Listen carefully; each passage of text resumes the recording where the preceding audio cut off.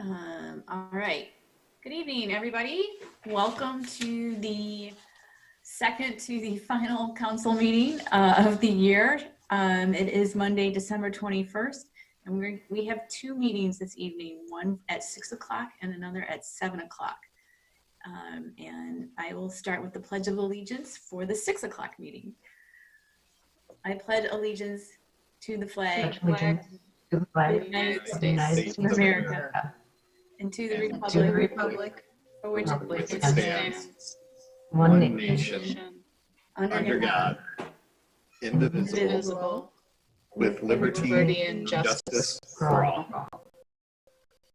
Madam Clerk, please. Councilmember James? Here. Mayor Pro Tem Leaks-May? Councilmember Mikulski? Here. Councilmember Paula?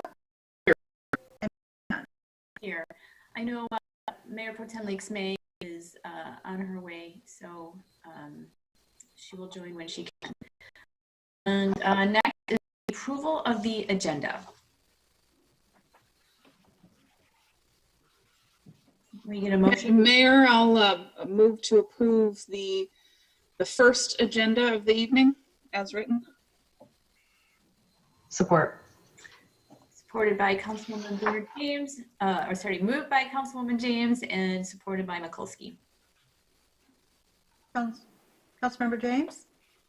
Yes. Councilmember Mikulski? Yes. Councilmember Polika? Yes. And Mayor Piana? Yes.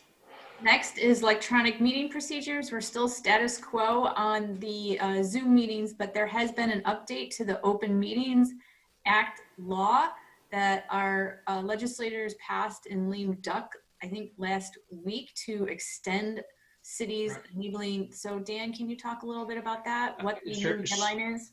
Mayor, I'd be happy to. As I understand it, the House approved on Friday what was designated Senate Bill 1246. My understanding is it was sent to the governor today, this afternoon. I don't believe it has been signed yet. But what that will do is it will extend the time period, which was in the previous Public Act 228, which had allowed for a electronic remote meeting for any reason up until the end of this calendar year, December 31st. It will extend that time period until March 31st of 2021 for any reason. There are details with respect to other legitimate basis to have electronic remote meeting, which we can address later in the upcoming year. They principally deal with a person that is serving in the military. If there is a local or state emergency or pandemic that is declared. And then the third item would be if there is a medical disability that prevents somebody from attending. Coming next year through March, it will be the time period for council members during while council is still having electronic remote meetings for the council members to declare where they are participating remotely. So, for example, if it would be going forward for meetings at the beginning of the year, it would be appropriate for somebody to indicate whether they are in the city of Ferndale participating remotely, or if they, Yep. So that is a feature which will be coming forward in the new calendar year, but you don't have to address that this evening. Okay. Thanks for the heads up, and we'll adjust for our first meeting in January. So when council says here, they're gonna have to say they're here in Ferndale. If that's the case. Okay. Okay. All right. Well, thank you for that update. And moving on to the next agenda item, which is presentations. There are none for this meeting. So moving on to call the audience. We're going to open this up for a half hour. And if there's anybody who's joined us for this meeting to say anything about on or off the agenda, please limit your comments to 3 minutes. And our assistant city manager here will take hand raisers and address people who are calling in. Kyle. Thank you, Mayor. Yep, so you are able to raise your hand now if you'd like to speak. Go ahead, Mike.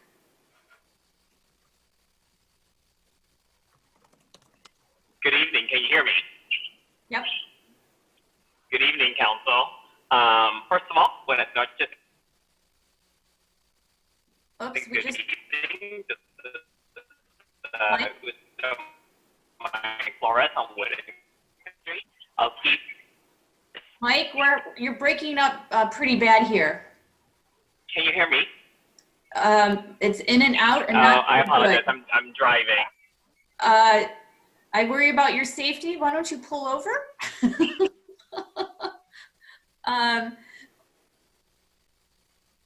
Are you there?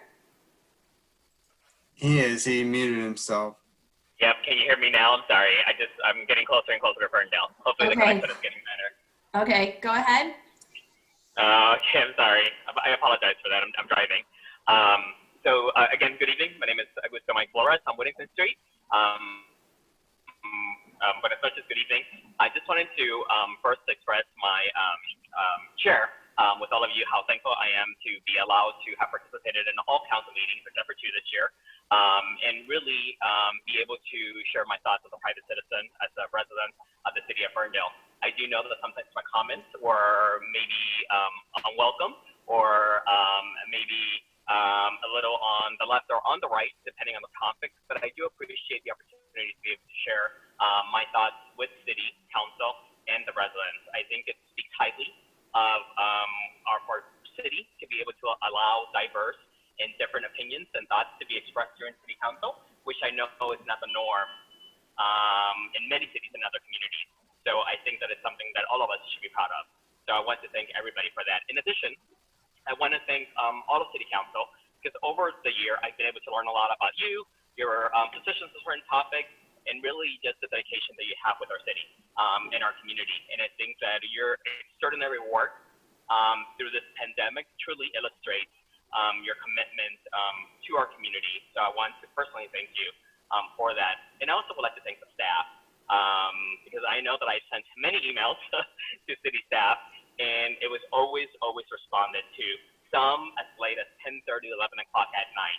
So I would like to also thank city staff for being extremely responsive to our community and our needs, our questions, and our comments. And lastly, I just want to wish everyone felices fiestas, feliz Navidad, y prospero año nuevo. Thank you, Council. Thank you, Mike. Drive safe. Who's next on our call to audience list for tonight? PJ, you raised your hand momentarily. Did you want to speak?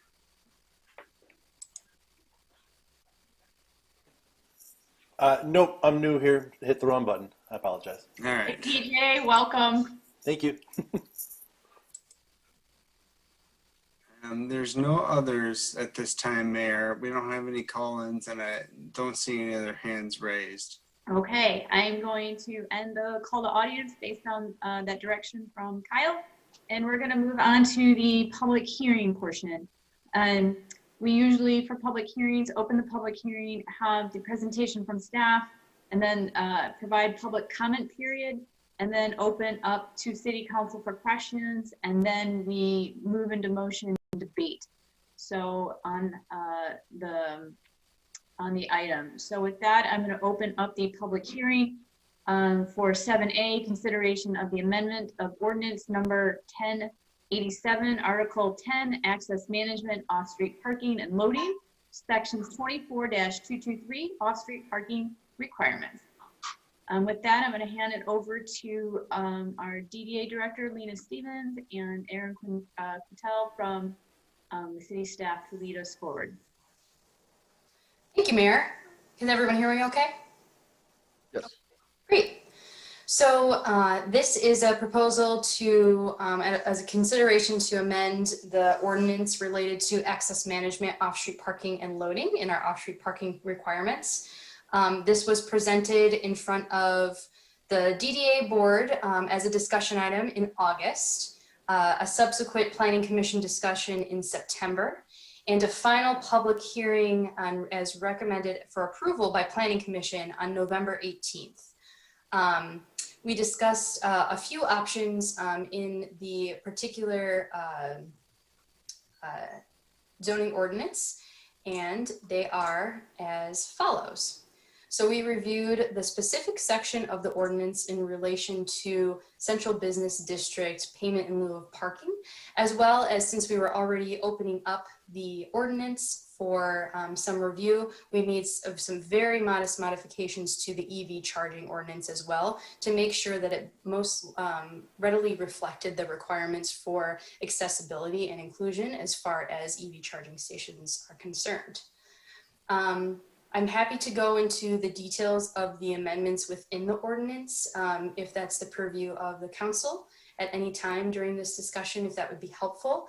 But I would like to turn it over to Lena for a little bit more context on kind of some history, how we got here, some of the engagement that's been had, and kick off the conversation in that way.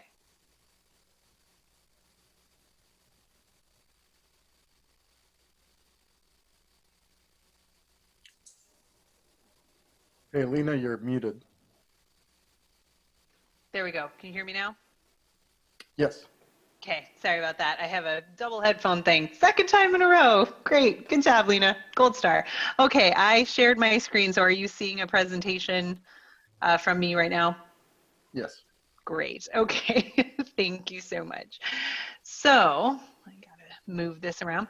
So yeah, I thank you, Erin, for introducing me and the topic a little bit. What I wanted to do was kind of back up and look at this topic, you know, from where it started in the early fall to where we got to today. So as Erin said, this has been a discussion that we started with the DDA. I like to kind of look at this image. This helps me just kind of visualize what we're talking about. So we're talking about rules and regulations within Chapter 24, you know, drilling down into off-street parking requirements, going even farther down to Section J and K. Now, what's interesting about this is people often refer to this as the payment in lieu policy. Well, that's actually not totally correct, because while payment in lieu is the kind of public facing element that we see, the payments are originating from parking requirements in the central business district. Give me just one moment. I'm going to silence my phone here. There we go. So that's where, you know, we're going to be looking at. So when we're looking at where this came about, in February of 16, City Code was changed to remove the CBD parking exemption for restaurants with additional and or accessory use of sale for alcoholic beverages for on-site consumption. That is a long way of saying in 2016, you were no longer exempt from off-street parking requirements when you opened a new business in the central business district that served alcohol. So the goals as stated at that time, I've looked at some of the notes and things like that. It was largely around increasing opportunities for retail. That was a significant discussion, as well as putting the cost of what was seen as a parking problem onto the use that was driving that need. So that was really where that conversation originated. So why are we reviewing that now? There's a few reasons, kind of ranging from small to big. So the way this got onto my radar was last year, Matt from Bobcat Bonnie said, hey, we'd really like to do igloos. And I thought, oh, that sounds cool. And, you know, I worked with CED to find out that actually, I'm sorry, let me back up even more. They wanted to do a patio. And that triggered the off-street parking requirements. That was when we said, well, why don't we try these igloo things as a temporary measure, which I'm glad we did, because it's actually serving us very well right now that we kind of practiced it this last winter. Rideshare, obviously that was not really as much of a thing in 2016 as it was pre-pandemic. The dot is open, yay, let's all celebrate that. There's also confusion. So I had a meeting where the DDA board of directors explicitly said, we do not want to review any more of these. And I thought, well, that's interesting. Well, why not? So you started to dig into that. COVID-19, I think that's another very important element to this. We have to think about how the real and perceived attractiveness is of Ferndale for business expansion. And we have to really think about the coming years and what that's going to look like. And then generally just support from CED. This is something that staff was telling me over and over was kind of causing issues and needed to be looked at. So in August, this was the feedback that I got from the DDA, and I do have, so PJ is here, and I was clarifying for him that, you know, I'd like to turn the floor over to him just for a minute to speak about the DDA perspective, since this did originate with the DDA. But essentially they said, yes, this was intended to support retail, but there was supposed to be kind of this retail recruitment strategy that maybe never, you know, came to life the way it needs to, and we do need to focus on that. There was also a point made that it may unintentionally favor large businesses who can afford that payment and not so much the smaller, maybe some of the more innovative businesses or businesses that want to do a retail and alcohol mix. Also, they said we need to consider the current climate and make sure we stay competitive. We want to support existing businesses that want to expand, and that the policy was always intended to be temporary until the deck was built. When we took it to Planning Commission, their feedback was more around, well, how are other communities handling this? And so I was very lucky to have some help in doing some research with Joe, I'm so sorry, Denicia, what is her title? Graduate Management Assistant. There you go, Graduate Management Assistant. And she did some wonderful feedback, got some wonderful feedback from about 8 Michigan communities, and then did some national research. So please excuse me for an entire screen of table, but it was the best way I could think to fit it on here. And I know that that's something that's really important to council, so I wanted to show you this, that we called, you know, some of our neighbors, but we called some other larger communities around the state, and really nobody, the only exception was Oak Park, that they were requiring existing businesses to meet parking requirements in their downtown, and nobody distinguished based on alcohol sales. So you can see this, and I actually have this in a memo that I'd be happy to share with you. And one of the columns that couldn't fit on this screen was, are you talking about future changes? And quite a few of these communities were, to even go further in relaxing their parking requirements and look at whether that, you know, is something that would be beneficial. Traverse City is the one that comes to mind, where they were actually floating that idea of getting rid of all parking requirements in their downtown. So this was heartening to me to see, like, okay, we would be joining the ranks of our neighbors and making this change. And then, like I said, there were these national leaders who got rid of their parking requirements entirely, and we'll leave that conversation for another day, but just know that there are big communities out there who have done something that basically says it's market rate parking, and so you build there as much or as little as you need. That's residential, that's everything. So I think it's a conversation for another day, but just wanted to kind of put that in your in your mind. So with that, I think it would be a good time, if it's okay, Erin, if you don't mind, if I just introduce PJ for 1 or 2 minutes, and I'll go back to that slide. PJ, if you wouldn't mind just speaking a little bit about, you know, why you think this is a good change, and Kyle, I'm so sorry, if you're able to promote him so that he can unmute himself, that would be helpful. I'm here. Okay, great. PJ, would you mind speaking to it for just a minute? Of course. Okay. Hello, everyone. Thank you for having me today. Sorry for the flagrant hand earlier. So this policy was in place when I joined in with the DDA, and I've never really been a big fan of it. It just seems very exclusionary to people that have a lot of money or in their favor. I know that Go couldn't have opened if this had been in place when we came to town back in the day, or at least if we didn't have a spot with some parking. But it just seems, you know, there's a lot of, it's such an amazing time right now for food. Well, at least pre-COVID it was in Detroit. And that spills out to us, and we've been lucky to have some really great restaurants. But the best restaurants I've ever been in have been small, and could never have afforded this up top without, you know, massive money behind them. And I think for Ferndale to be funky which is in our DNA. We have to make the table available to as many different kind of businesses, and the good, and the weird ones, they're not going to have funding. They're going to, tape their walls together, and I want to make sure that Ferndale is available to everyone, and getting rid of this policy, I think, is a good step towards that. PJ, thank you so much for lending that voice to this No conversation. problem. So with that, I'm done. And Erin, if you'd like to take it back over, I'll stop my share here. And I'm here, all the rest of the night, happy to answer any questions. Thanks, Lena. Like I had mentioned earlier, I'm happy to dig into the details of the changes of the ordinance if that is of interest. Otherwise, I'm happy to turn it over for the other components of the public hearing.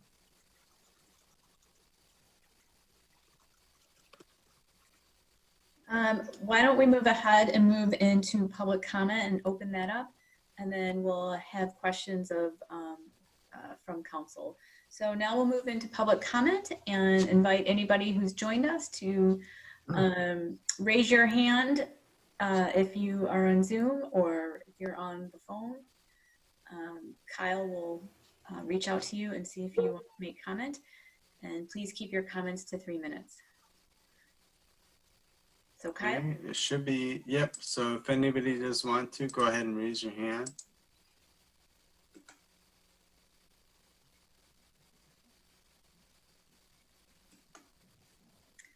I don't see anybody, Mayor. Okay, so seeing no hand raisers at this time for public comment, we're going to move on to city council questions. I'll open up for questions from council to staff. Laura, or sorry, Councilman Mikulski, it looks like you are. Did you hear the baby screaming in the background? Yes. So my first question is, does this have an impact to funding at all?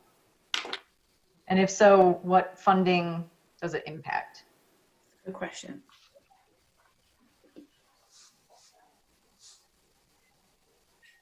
Through the chair, I'll lead that, and then I'll ask our economic development team.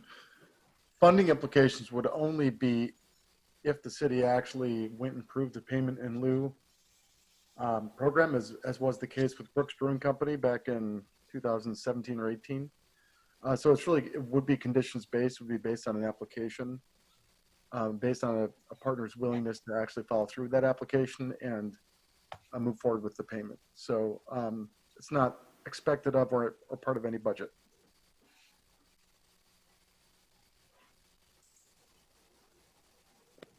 Through the chair, I suppose a sort of a spin-off of Councilmember Mikulski's question.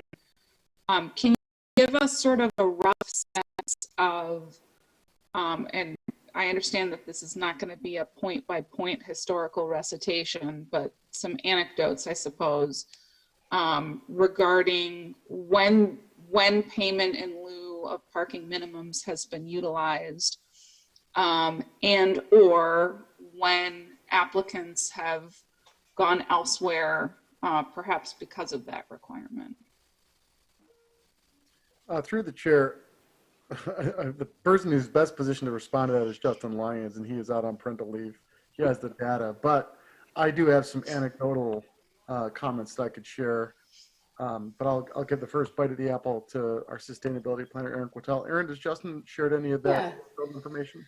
Yeah, so I don't have any data on the number of businesses that moved on from Ferndale because of these requirements. I do have just experience in the number of requests that we had.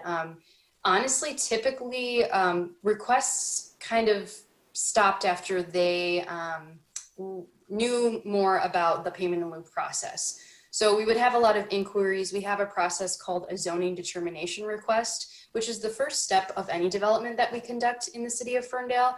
And a lot of those discussions about maybe future restaurants or bars, or maybe it was some combination of some recreation and bar situation, A lot of them kind of stopped and were just kind of discussions. I say the one that we were able to see come to fruition was Brooks Brewing Company. And then otherwise, we have a couple kind of in the hopper, so to speak, that came up at the same time that we were having these discussions about the payment in lieu process and what that would turn into as far as our downtown. And we informed those applicants to kind of hang tight, be patient, and see how this shakes out until we had a firm answer of what everything was going to look like. And as of right now, I know of 2 solidified proposals that this would directly impact.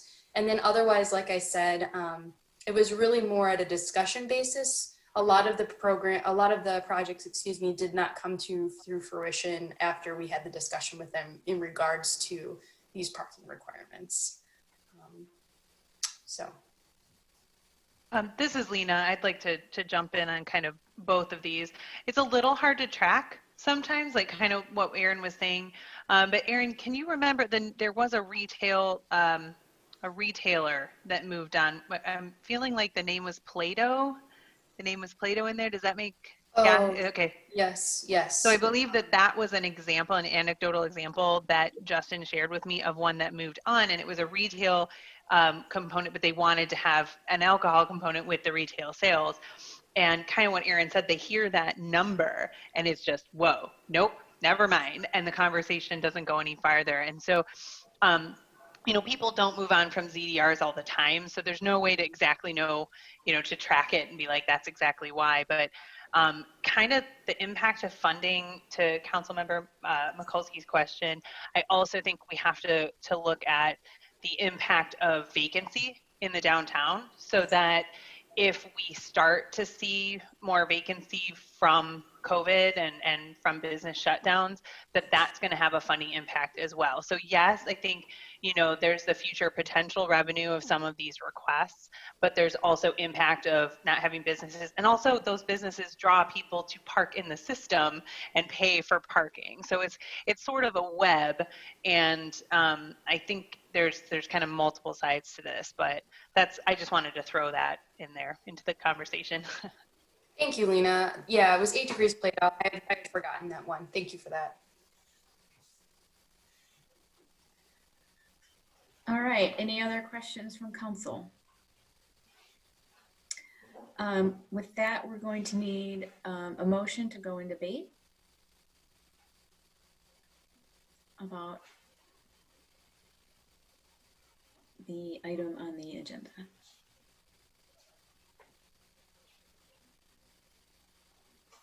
Madam Mayor, I move to approve the amendment of ordinance number 1087, Article 10, Access Management Off-Street Parking and Loading, Sections 24 through 223, Off-Street Parking Requirements as submitted by Sustainability Planner. And apologies if I read any of the numbers wrong. Support. All right, moved by Councilwoman James and supported by Councilman Polika. Who would like to commence discussion or have comment?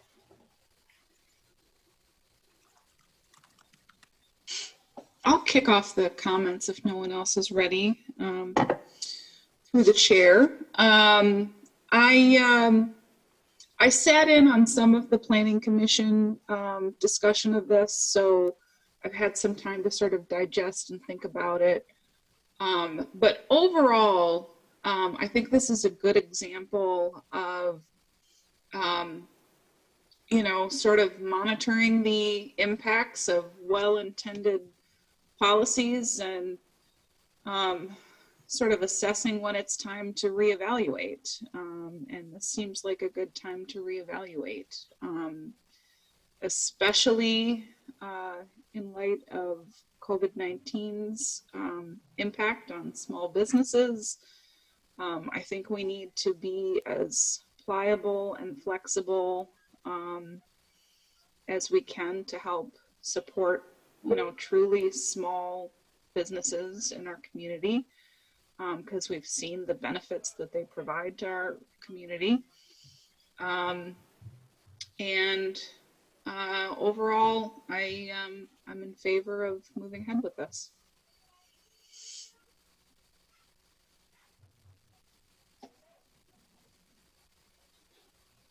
Councilwoman Mikulski? So I agree with everything Kat said. This seems weird and exclusionary. I'm glad to see it go. I also sat in on some of those planning commission meetings, and I feel like, again, this may have been very well intentioned. And now that I know it's not an expected part of any budget, it makes a ton of sense to remove this and open it up to smaller businesses, novel businesses coming into our downtown. So I'm happy this is coming to us right now.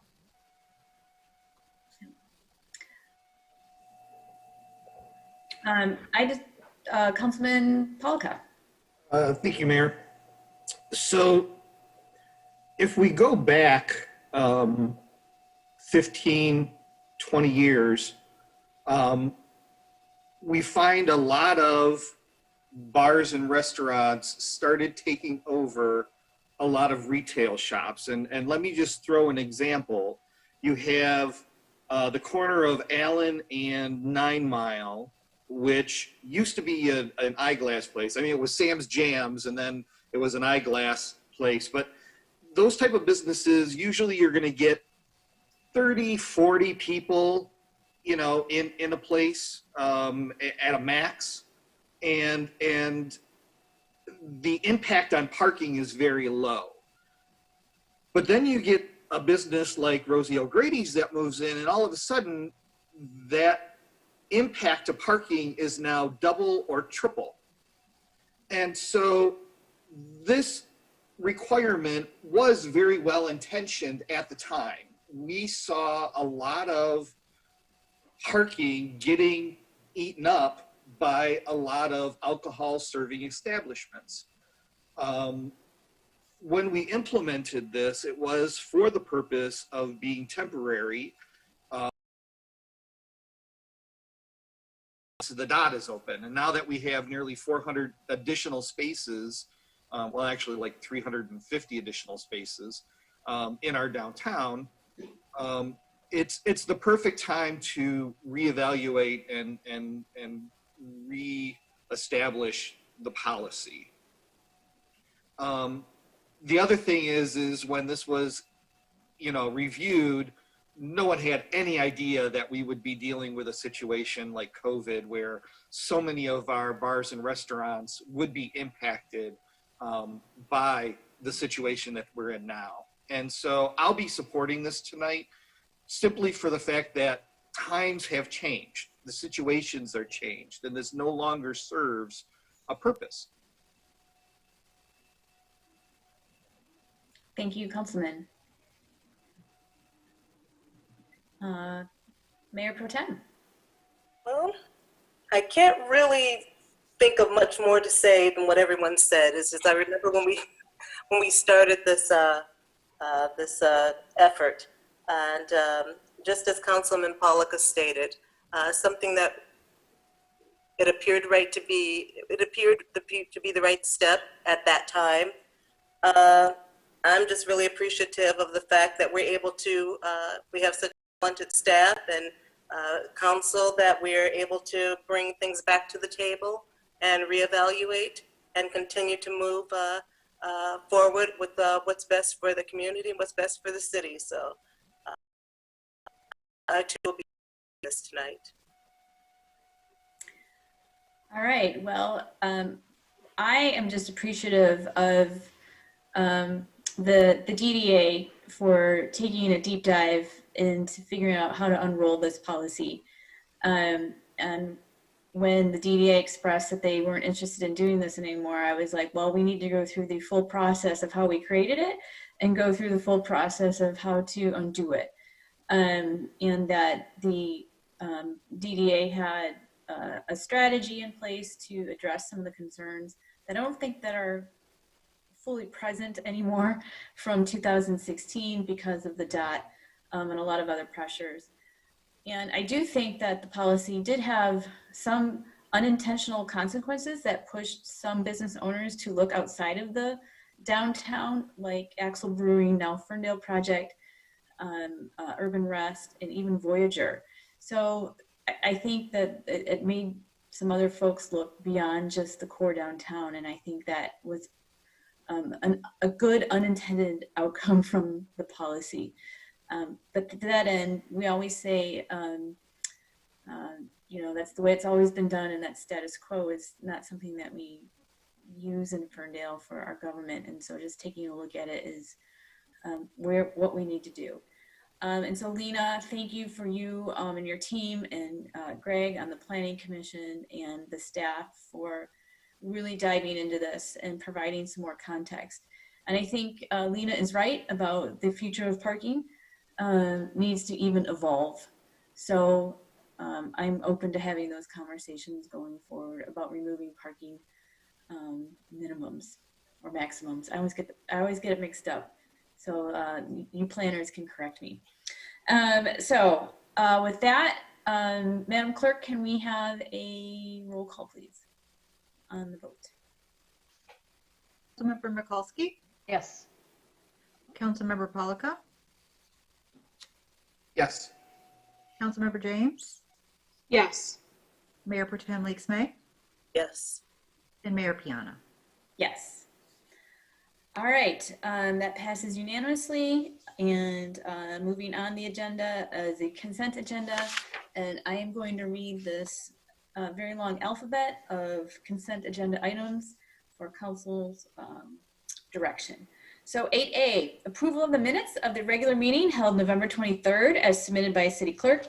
8B, approval of resolution for the 2021 annual permit for work on the state trunk line right-of-way as submitted by the DPW Deputy Director.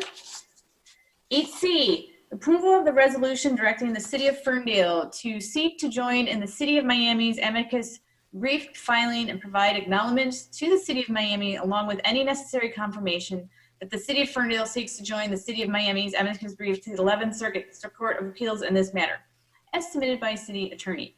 8D, approval of resolution appointing David Heber as the city's designated assessor based on his employment status as the Oakland County Equalization Officer.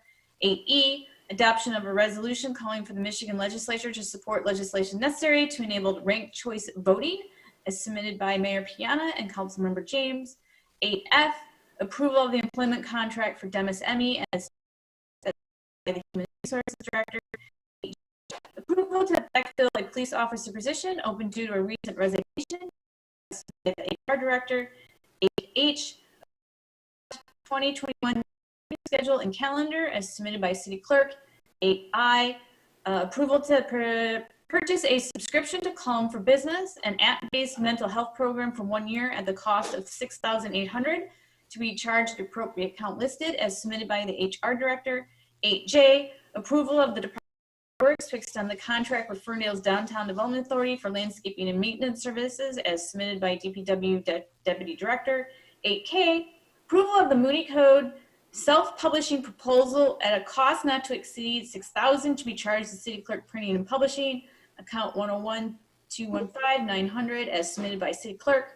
8L, approval of sanitation station equipment and concrete work at Fire Station 1 for multiple vendors equipment for $1,507.97 and the Thomas Company Cement for $3,000 for a total of $4,557.97 with charge to General Fund COVID Repair and Maintenance 101-605-775 as submitted by Acting Fire Chief and DPW Facilities Manager.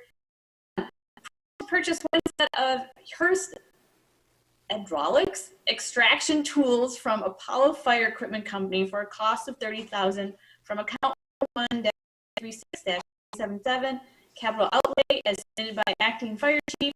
And 8N, approval of bills and payrolls as submitted by the City Manager's Office and subject to review by the Council Finance Committee. What is the pleasure of council?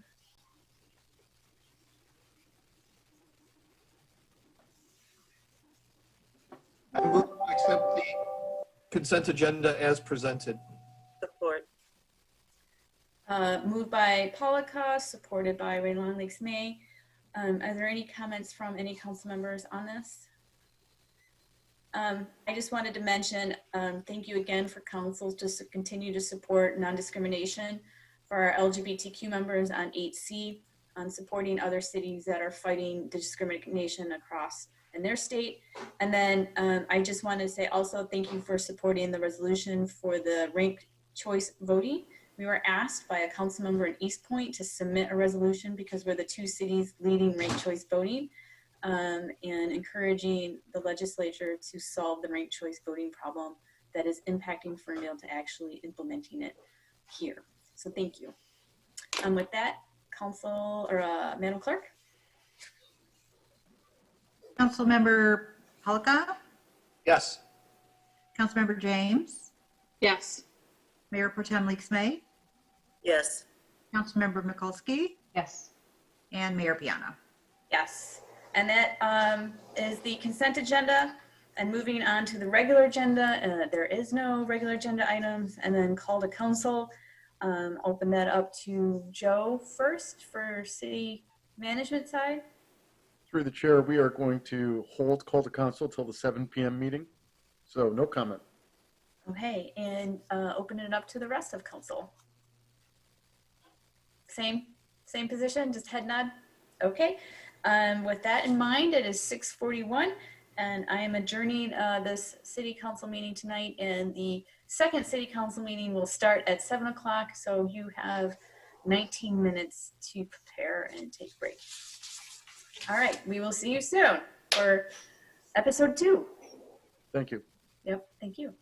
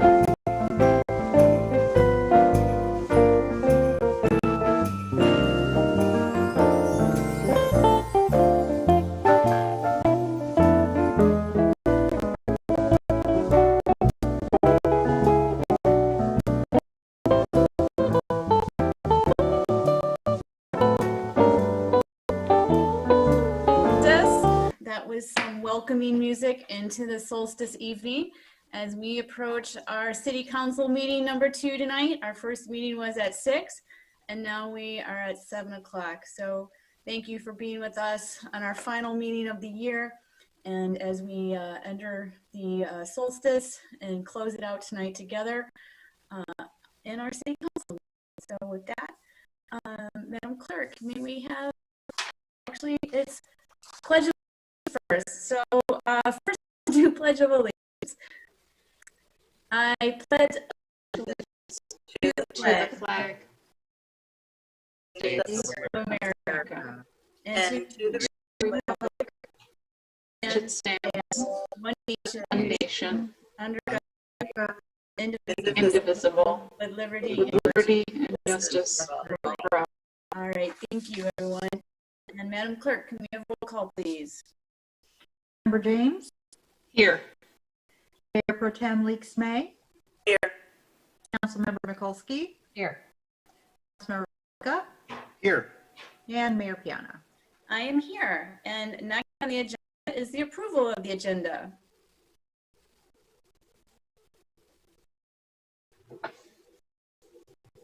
Mayor, I would like to adjustment to the agenda is that our wonderful county commissioner who is with us this evening, and I'd like to her our presentation, make the first presentation and move the rest down.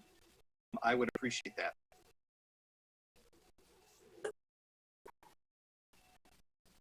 Moved by Polka, supported by Pro Tem Madam Clerk. Councilmember James? Yes.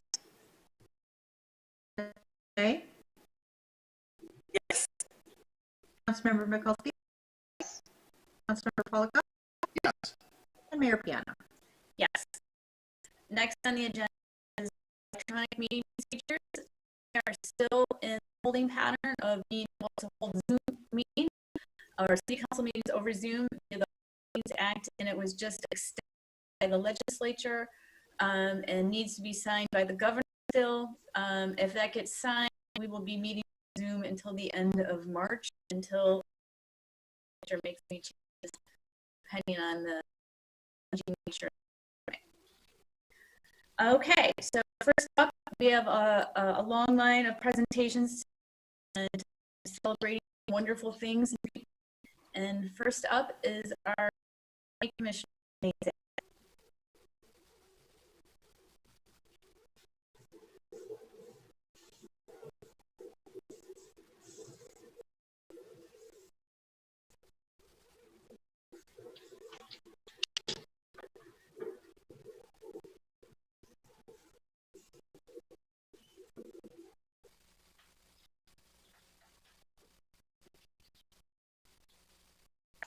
Go ahead, Helene. Well, I just wanted to sign on and say thank you to all the for Ferndale. This is my last council meeting as county commissioner, and being commissioner after 8 years, and the wonderful pleasure of serving Ferndale for 8 years. And it's a really interesting term for all of us. I do want to let you know we're still working on COVID in the county. I did give away $3 million last week to nursing that had we invested money there. We are in the process of distributing $7 million more to restaurants. And there is another $3 million sitting out there that restaurants can apply up to the end of March for weatherization, so that will be open. Today, we also gave away about $500,000 to veterans, veteran organization and veterans. And we do providing testing, if you call nursing call. We also have started doing vaccination, particularly. I know that we've done some firefighters in Waterford, and that continues as well. So I hope to see the community there's a couple of projects that I hope to be engaged in and more to continue. So thank you, everyone. Any questions for me tonight? Are there any comments by council? No questions. I just want to thank you for your many, many years of service. You have been an incredible commissioner to our region, our area, especially Ferndale. In the past, there have been county commissioners that have supported us, but not to the level that you have. You always made it a point to be involved in the community and of the people of our community, and give them well over the many, many years. Thank you so much. Thank you. If I may, Chair, I just want to thank you for the support and dedication you've given to all of us. Meeting because it was a seeing you at events. You've been a mentor to leaders up and coming. You've been a asset to the board for the Agency on Aging. Just grateful for all that you've given to this community. I'm grateful to have known you, and I look forward to working with you in capacity. I couldn't see it any other way. Thank you. I will be there. I love Ferndale. I look forward to seeing people, don't we all? Yes. Thank you. I'd like to join the chorus through the chair and thank you, Commissioner, for years of service and dedication to our little region here. And I also want to highlight the support that you've shown for Ferndale over the years and your support of women in leadership. Well recognized by myself. And thank you. Looking forward to everyone. Thank you. And I wanted to express how much you meant to Ferndale, my own leadership, and you know, I call you my Yoda, and I'll you my partner in crime. I'd use that one too. But when you think about what a servant has, honesty and ethics, and serve as a compass for other public officials, you are a shining star. You light up the sky, what public is supposed to be about. And I'm just honored I've been able to work with you and learn from you and collaborate with you. If you all don't know, Elaine and I busted out 55 letters of support in less than 36 hours to encourage Brooks Patterson and the county appointees to the regional to put the ballot in 2016. And we battled it out together, and you can only do that if you trust someone inherently to get back, and you have theirs, you have your city, and you have your county, and that's how different layers of government is supposed to work, and how your elected officials are supposed to work with one another.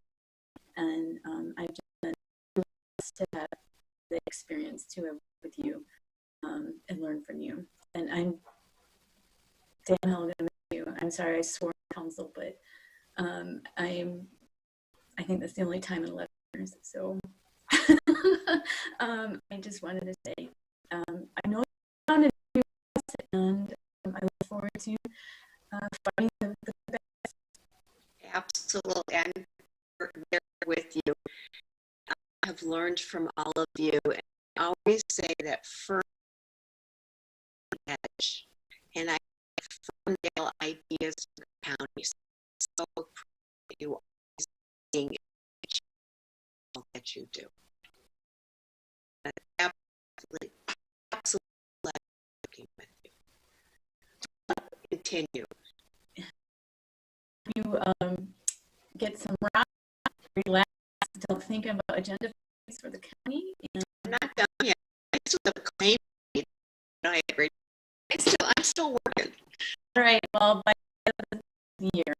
So, By the end of the year. So thank you for being here tonight. And thank you. My honor and pleasure. All right. All right. To continue. Next is honoring the public service career of Police Chief Vincent Palazzolo. And who is introducing this? Is that you, Joe? Yes, and through the chair, I'd also like to just on behalf of staff extend my gratitude to Commissioner Zach for her service. She's always been reliable and consistently available with an open door. Anytime staff had a request on behalf of a city or just us with some expertise from the county. So thank you very much for your service from all of staff. I am here to introduce and honor our outgoing Chief of Police, Vinny Palazzolo. I know there's nothing he loves more than being showered with attention publicly on Zoom. And so I've drafted a resolution in honor of that.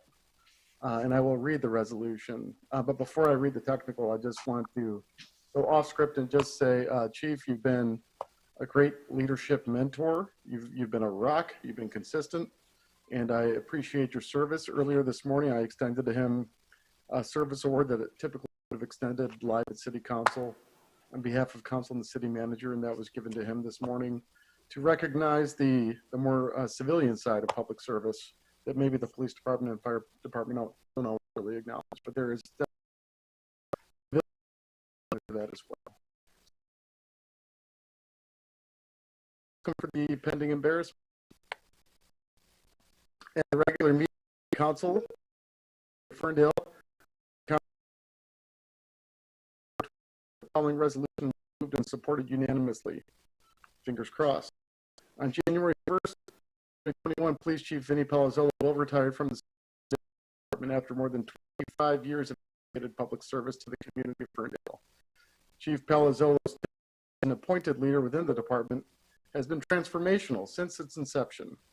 In 2020, Palazzolo was appointed as police captain. As captain, he introduced and championed the 6 pillars for 21st century policing as prescribed by President Obama's 21st century policing task force. Palazzolo was also appointed as interim chief in April 2018.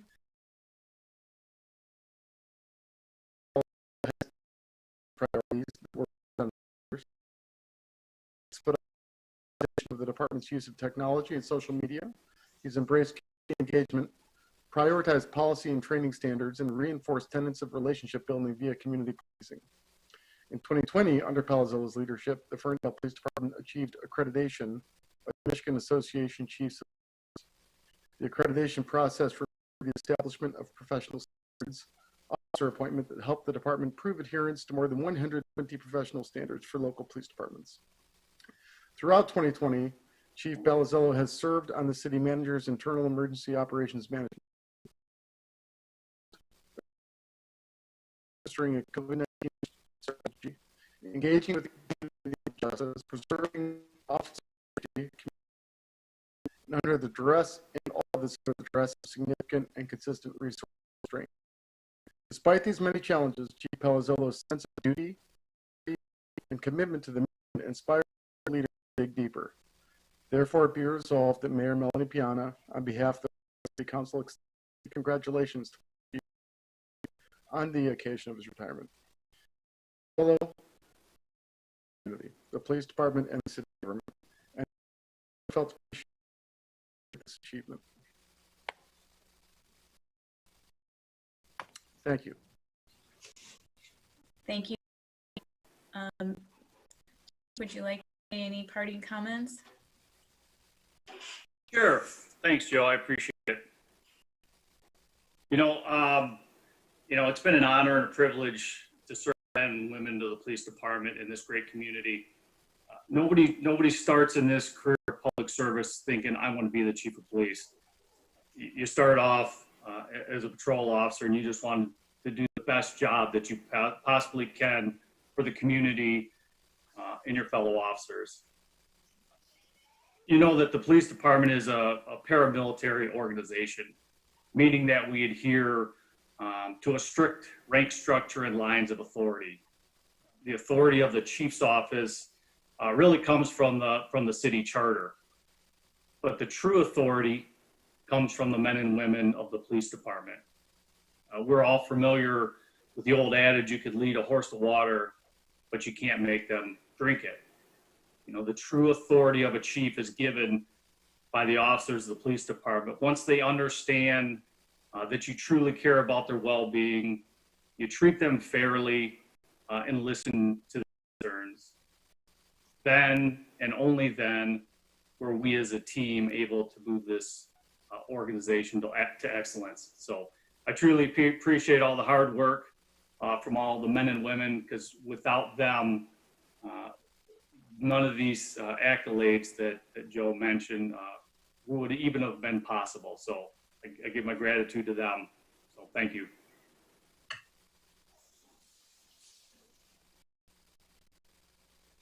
Thank you so much, Chief. And I'm going to open it up to council for comments.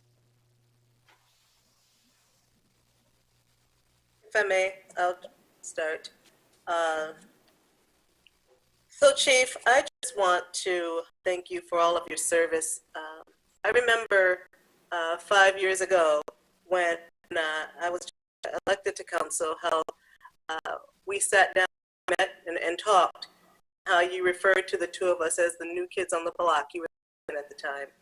And I just always appreciated you showing up for the community and just showing up for your department and just being a face in the community. I just, I'm going to miss seeing you around here, but I appreciate everything that you've given to this this community, to this your department, to city, and just I wish you well in your endeavors. You've earned it, and you've been a great chief and a great captain, and I'm going to miss seeing you around. Thank you for everything. Chair. Chief, I know that Ferndale, we have today, looks and feels nothing like the Ferndale when you first started your career, particularly within the police department. You have been an incredible catalyst for change, for the better within our department. You always act with integrity and authenticity and have established that as a base for the men and women within the Ferndale Police Department to rise up from there. It is with great gratitude that I wish you a well-earned retirement. Thank you so much for your many service to the community.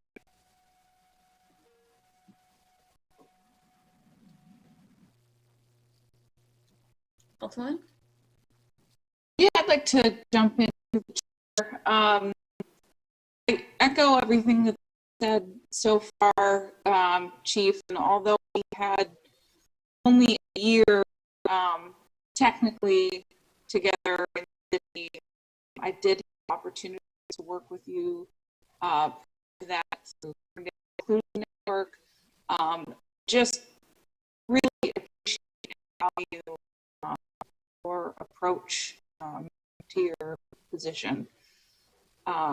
You really set a standard of making yourself available, and I can never remember the name of them, but the periodic meetings that you would have sort of on the street corner. I really hope that that becomes a trend and a precedent. I appreciate gestures like that to make connections, those continue. And I really saw an elevation of the values and commitments under your leadership of the police department to really emphasizing the service element to the community. I know that there was a person in particular that I know you really had compassion for and treated very humanely given some of the disturbances that would occur. And I really appreciated your approach there and your compassion. And I think that you, in a lot of ways, are of our department. Not only did you lead the department through your tenure, you are of the department, a reflection of our department. And I think that speaks very highly of the group as a whole. Councilwoman Mikulski. You know, it's no surprise. I'm going to echo everything that everybody else has said. I just love that you've been so transparent. This has been a brutal summer and a brutal year in general. And I appreciate that you've taken our department through the accreditation process. You've increased transparency, you've increased outreach efforts, you've led a community dialogue and increased understanding of what use of force means, of what our police department does, and basically how we interact with the community. And that's been huge. So again, I really, truly appreciate you. I'm happy for you. It's a great time to retire. It's been a rough year. I hope you enjoy your retirement. Thank you. Thank you. I do appreciate all the kind words. Retirement seems like an odd word when you're only 50 years old. I did my 25. I'm moving on to the next adventure. I'll still be working. I'm sure you'll probably see me around. I do have confidence in the incoming chief and his abilities. All the things you mentioned, the programs, that was done with the entire department, and Captain, soon to be Chief Emmy, will continue this department forward. So thank you very much.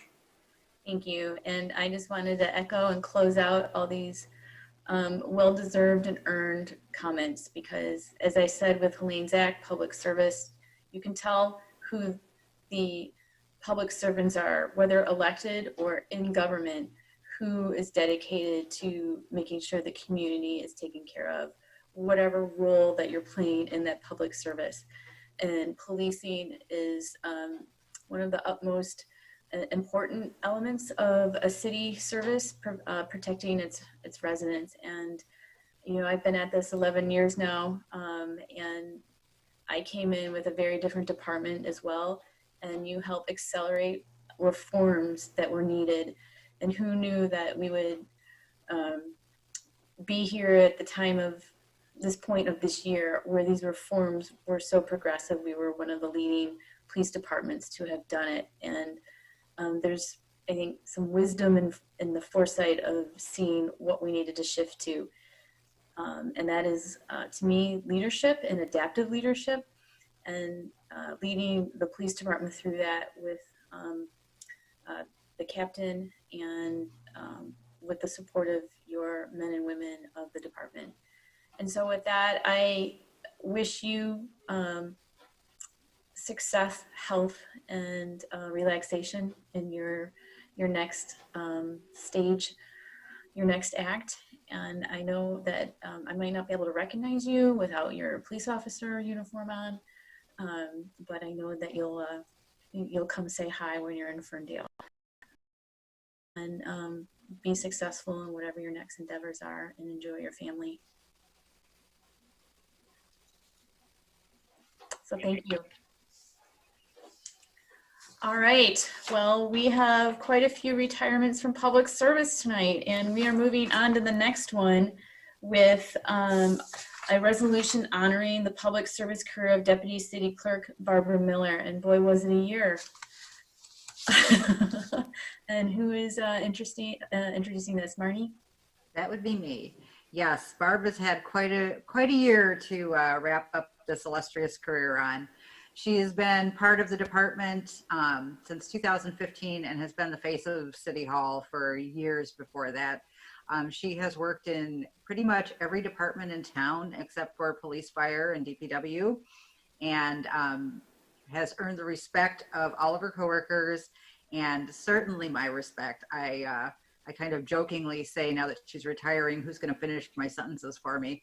Because we've spent so much time together over the past few years. She's just been an amazing, amazing support. She's always the first place people go when they have a question how to do something in City Hall. And I would like to embarrass her by reading her resolution. So on December 31st, 2020, Deputy City Clerk Barbara Miller will retire from the City of Ferndale after 21 years of dedicated public service to the community and City of Ferndale.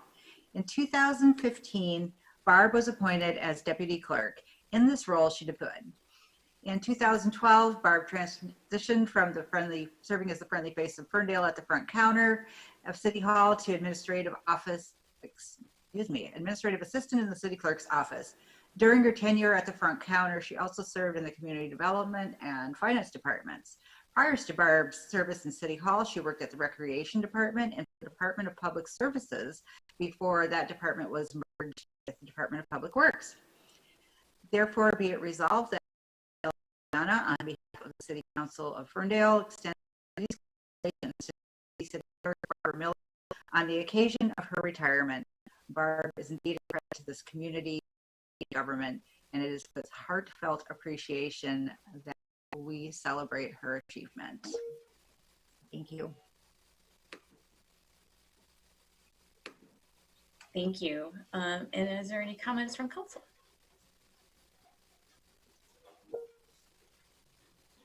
If I may, Barb, I've already sent you an email, but I just wanted to let you know when I made the announcement that you were retiring through a Facebook post, I had so many people contact me wishing you well. The entire community is going to miss you, and you were an incredible asset. It's hard for me to imagine you not being here. So again, I hope you enjoy retirement, but I am going to miss you.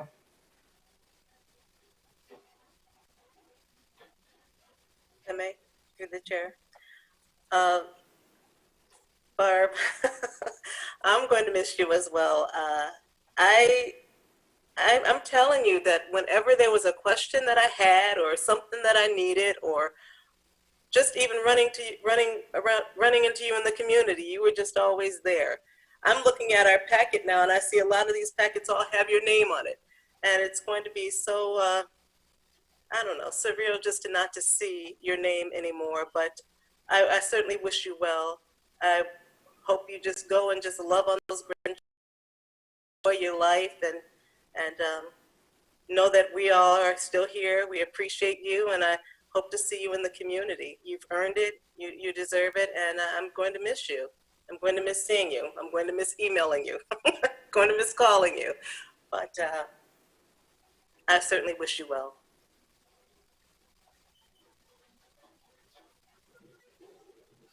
Councilman James? Yeah, I will jump in through the chair. Ditto to all of the previous comments, and I just wanted to jump in and say briefly that I feel like Barb really exemplifies in a lot of ways a commitment to public service and serving the community. And from my perspective, always with a very calming, soothing demeanor and a wealth of knowledge behind her. We're all going to miss you, both as a city employee and as a resident. We lost you as a resident already, and we're going to miss you in all of those ways, but wish you the best in the next adventure.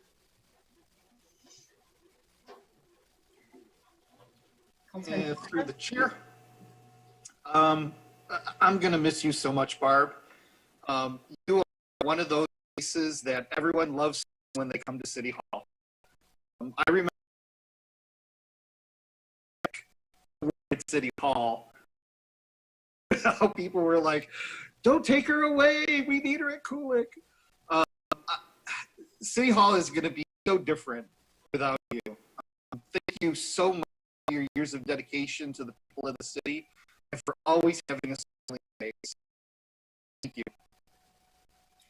And finally, I just want to say, Barb, it's your testament to someone who dedicates their career to city government, and your arc of being involved in almost every department for city services really created an expertise and insight to how things can run and how they could run better and change.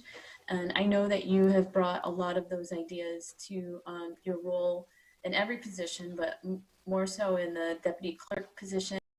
And this year we needed both you and Mari to, tap into your skill set to the tilt, because this was a significant year for elections. And I know that customer service for every aspect of a city government is important, but being the front face for elections and signing up and understanding the process is, I think, something that you can say and take away and tell your grandkids that this is local democracy, and I had a huge hand in it, in maintaining it and uplifting it, and that to me is your shining star in your career. And just thank you for serving our community in your beautiful, loving way. So go forth and enjoy your retirement as well. Please don't be a stranger, and relax and have some fun. You guys have kind of choked me up here. I just want to thank everybody that I've worked with over the past 21 years for sharing their knowledge with me.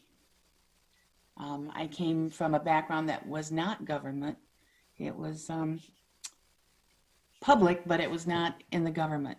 So this has been a complete change for me, one that I have enjoyed and learned so much from. My sister used to always tell me, she goes, I can't stand it that you love your job so much. And I did, and I do.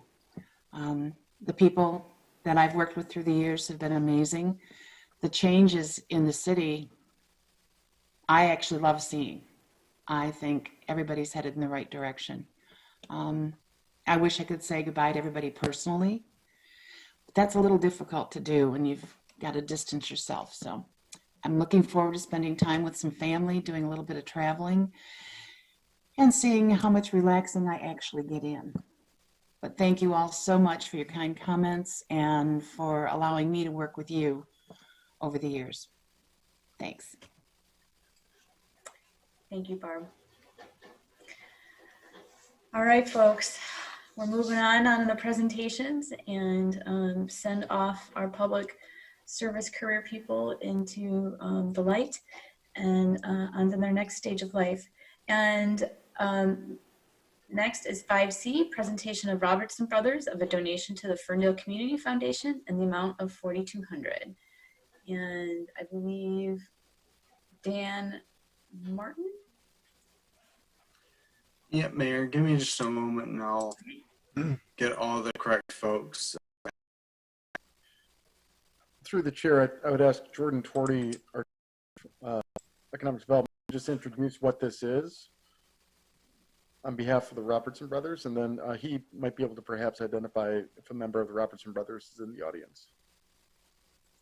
Yep, we have a representative. Thanks, Joe. Council, members of the public, good evening. My name is Jordan Torres, Director.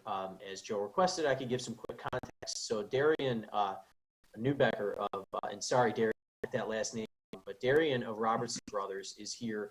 And this is part of, for folks that remember a few years back when Robertson Brothers took over those properties southeast of downtown. They built family homes, and over north of it, they built, I apologize, I think it was 72 homes, number of scale home there. Basically, as part of the project, Robertson Brothers has a company policy where they give money to each community they build in. And so, without stealing too much of Darian's thunder, he talks sort of how that runs and how that works. But this contribution represents this phase of units sold in both projects. So that's what we're here to celebrate tonight. And it was agreed at the time that the community foundation would be beneficiary of that. So that's generally the context. And there I would defer to Darian and or Dan Martin. Thanks, Jordan. Darian Newbecker, Senior Vice President, Robertson Homes. I think Jordan did a great job framing why I'm here tonight. You know, one of the things we like to do at Robertson, we like to say that we're building communities, not just projects. So I think to that end, one of the ways to give back from our organizations, we like to present a certain amount to the community is what we're building, and we're not. We acknowledge we're building always. It can be a pain for the community, so we try to get through a project as quick as possible and do what we can to give back. So while I'm here, I think I'll give you a quick development update, and I'll try to keep it brief. Jordan mentioned, I think the total contribution when we're finished, which we hope to be finished by summer of 2021, would be in the range of $20,000. We based it upon the number of homes. We are in the process of completing 2 projects. One was a 28-unit single-family project just east of Woodward and north of 9 Mile. And there's another townhome community project that we're finishing with 72 units south of 9 Mile, west of Woodward on the old Taft site. When we're finished, the total value of the improvements is going to be in the range of $32 million. It's I would say this whether it was truly a good experience or not, but it was truly a good experience here working with Ferndale. It's been a real pleasure, and we worked with Melanie and with others throughout a rather extensive engagement process, and I think both would that we had the project that was better because of the engagement. In terms of where we're at in status, the single family project is completely sold out and closed out. I think it was our last unit in January. We've been cleaning up a little bit of landscaping items there, but that project is complete as of today. On the townhouse project that has the 72 units, we've got 17 units to close, 6 units left to sell. We do have 2 reservations on those 6 units, so we're down to 4 units. I think will be sold out probably in January. And I assume we just started framing the last. I think we'll be finished there in the summer of 21. Really that's about it. We're just about finished. I wish we had something else to work on, and we're everything we should be looking at. Well, thank you. Thank you. My name is Dan Martin. I'm president of the Ferndale Community Foundation, and I just thank you enough for the contribution to the community. I think we and we'll certainly make sure to put it to good use. So thank you to the community and for the donation. It's absolutely terrific. Thank you. Thank you, Daniel. Thank you.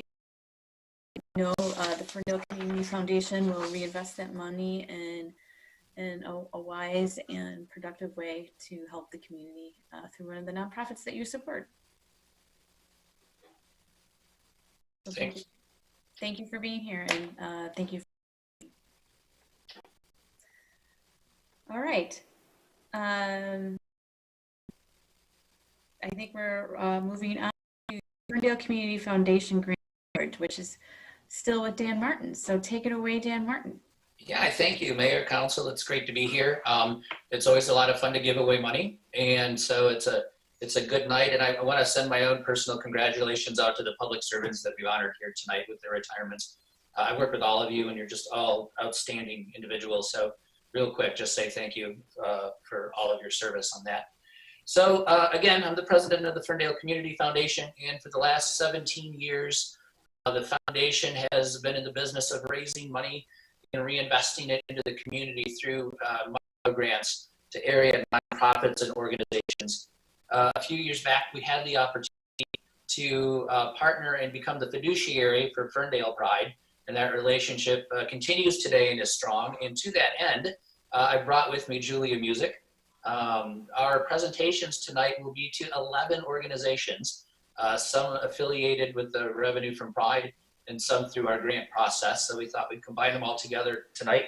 But the good news is these 11 grants come to over $21,000 of investment in these nonprofits. And that is a larger amount than we have given in the past, but the board felt strongly, considering COVID and all the difficulties these agencies and groups are going through, we wanted to kind of dip into the reserve a little bit and spread that money around. So I am here tonight co-presenting with Julia. So I'd like to turn it over to her and let her talk a little bit about Ferndale Pride and the nonprofits benefiting from Pride. So Julia. Hi folks, glad to be back with everyone on the anniversary of my last council meeting, the day I finished last year. It's good to see everyone. So Ferndale Pride obviously had come to kind of a halt in the front end of things, but behind the scenes we're working on building a new website. We're working on kind of redesigning how things might look if we're able to do a Pride in 2021. And then we're kind of looking beyond to when we can definitely do a Pride again. How are we going to make it back to the level that we are known for and expected in Ferndale? So we did some fundraising throughout the year, and we are gladly accepting more funds. Right now our website is down, but people can definitely message me either through email, julia@ferndale.com, or through Facebook on our Ferndale Pride site, and I can help them with the donation process. We were able to sell flags, and we were able to do a few other things throughout the year, so we have some funding to give. And so the nonprofits that we are going back to today are Informations Community Center, Ferndale Community Foundation, Matrix Mac Health, Transgender Michigan, Gender Identity Network, and Transgender Detroit. So many of them are here in the audience, but I know everyone can't see them, but I'm getting texts that they're here, enjoying the meeting at home. So hopefully their checks will be arriving. They were sent out on Friday, so hopefully they'll be in the mail very, very shortly. Awesome. Thank you, Julia. And kudos to Julia. Really, you want to talk about pivoting in the time of a crisis when you have a major festival to plan, and yet continue to pull off work in the spirit that Pride offers. Julia's just done an amazing job for us this year and continue. I want to make sure I thank her as well for all her hard work. Thank you. So for the Community Foundation, we go through a process every year where we accept applications for micro grants up to $2,000. And we fund projects in the areas of education, art and culture, healthcare, social services, or anything that really can contribute to the overall community. And I'm pleased to say that we have a great group of organizations working. Usually we go together with the side. So organizations get a few words of projects to give a word for what they're doing. The first is the Foundation. This project is in partnership with a grant they received from this past year, and they built computer labs in Withington and Autumn House as well. So what the grant funds from the Community Foundation will do is actually provide education and training for the residents to come in and learn to use the computers, learn to engage in the online communities, and provide education related to the labs. So HUD step forward and help us build them, and then we'll come in and educate residents on this. FernCare Free Clinic is receiving funds for radiology services that FernCare has in partnership with Bosch Diagnostics. So if a patient comes into FernCare and does need radiology services, we have someone to refer to that we get very favorable rates from Bosch, able to provide services to those patients at no cost. So that's a terrific project as well. The Ferndale Community Concert Band is spinning off a jazz ensemble, and it's somewhat outside of their current model where they perform in places that have things like stands and amplifiers and sound systems. But the jazz ensemble will be more mobile than that, so we're very proud to provide funds to get the startup funding together so they can travel and perform and get all those things that are normally in place at the venue that the concert band does perform in. Another project is we've provided funding to Friends of Royal Oak Township. And we are partnering with the Friends of Royal Oak Township to put together a professional education video about the history of the relationship between the city of Ferndale and Royal Oak Township. And our hope with that is that not only will it provide education, but also a launching point for further discussion about issues between the cities, the benefits and the opportunities between us and our neighbor. And so we're partnering with them on the production of that video and helping fund that. And so I'm very excited about what that project will be. And we expect the video to be done by the spring and start to have conversation around that as a launching point then. Next, we have Life Lab Kids, where we are providing funding for a horticultural experience. They work with kids that are have some form of disability, and this is more, play therapy for them to go out and engage in nature and in the community to build on that and offer the programs.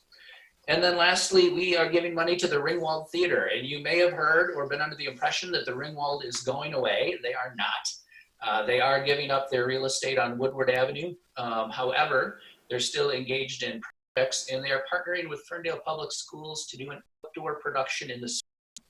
And so we're providing money to them to put on that production come springtime. So those are the 6 organizations that we funded besides the money that comes directly from Pride. And I want to just take a minute and recognize the folks that are doing this work on the Community Foundation Board. Besides myself, we have Judy Palmer, Greg Pollica is our treasurer, Sharon Chess, Toli Ashkenazi, and Jeannie Davis from our Ferndale Senior Group are all part of the foundation. So much. I wish you all a happy holidays. I'll take any questions if anybody has them, but that's our presentation for this evening. Thank you, Dan, and thank you for investing in these really unique and important projects in the community. My pleasure. And thanks for being here. It's good to see you again. You too. All right, so I think we're going to move on next and move on to 5E, which is Watertown's update presentation by the Clinton River Watershed Council and our sustainability planner, Erin. Thank you very much. So I am actually going to share my screen. So let me know when you can see that.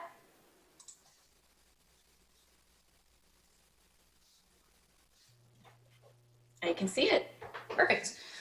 Well, thank you. This is the summation report and presentation for the City of Ferndale's participation in the Watertowns program in partnership through the Clinton River Watershed Council and Dr. Don Carpenter. This was approved for Ferndale to participate in this program earlier this year. I think it was officially approved when I just went on maternity leave, so it was either late March, early April.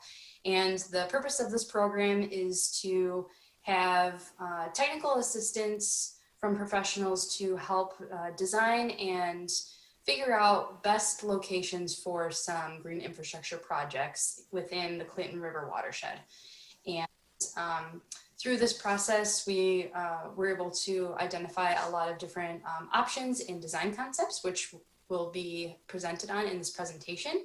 And I believe that first up, I would like to introduce Chris Bobrick, who is the representative from the Clinton River Watershed Council, to give an overview of the program, its history, and then we're going to turn it over to Dr. Don Carpenter to give an overview of the work that he accomplished for Ferndale. Hey, Erin, before we do that, can you reshare, but only share the window, not your whole screen? Sure.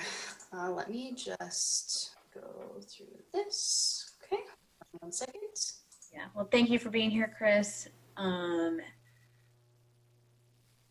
Dr. Carpenter, I look forward to the presentation. Did that Thank you. help anything? Or I think you're good. Okay. Okay.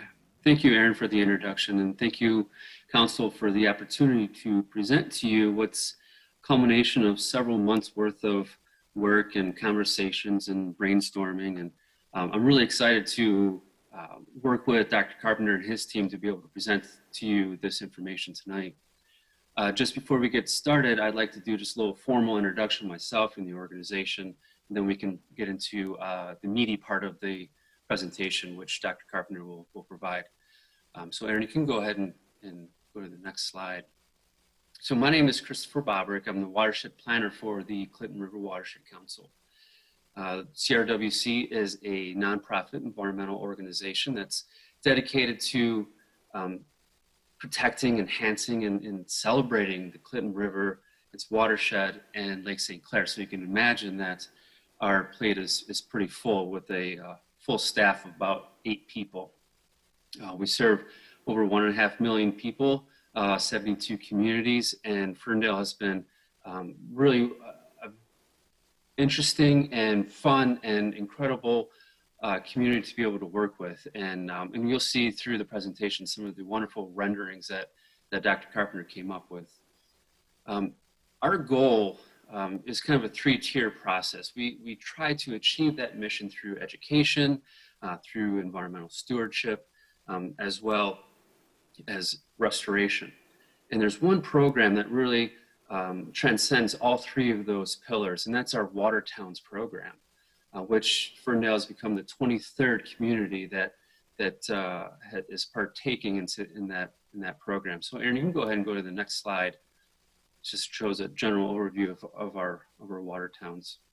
The basis of Water Towns, it's a community-based placemaking initiative that really helps communities leverage assets of their water resources, their natural resource, help achieve some social, economic, and environmental sustainability. It really helps drive the education of communities to really understand water resources, not only where water goes, but what can be done with it.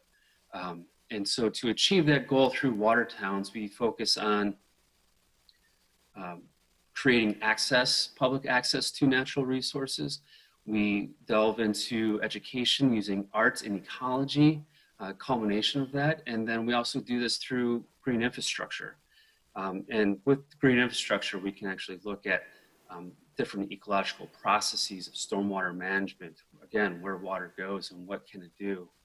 And all of this entire program has been generously funded by the Herb Family Foundation. And we'll get to this in a little bit, but there is a $5,000 matched mini grant that is always associated with this for participating communities.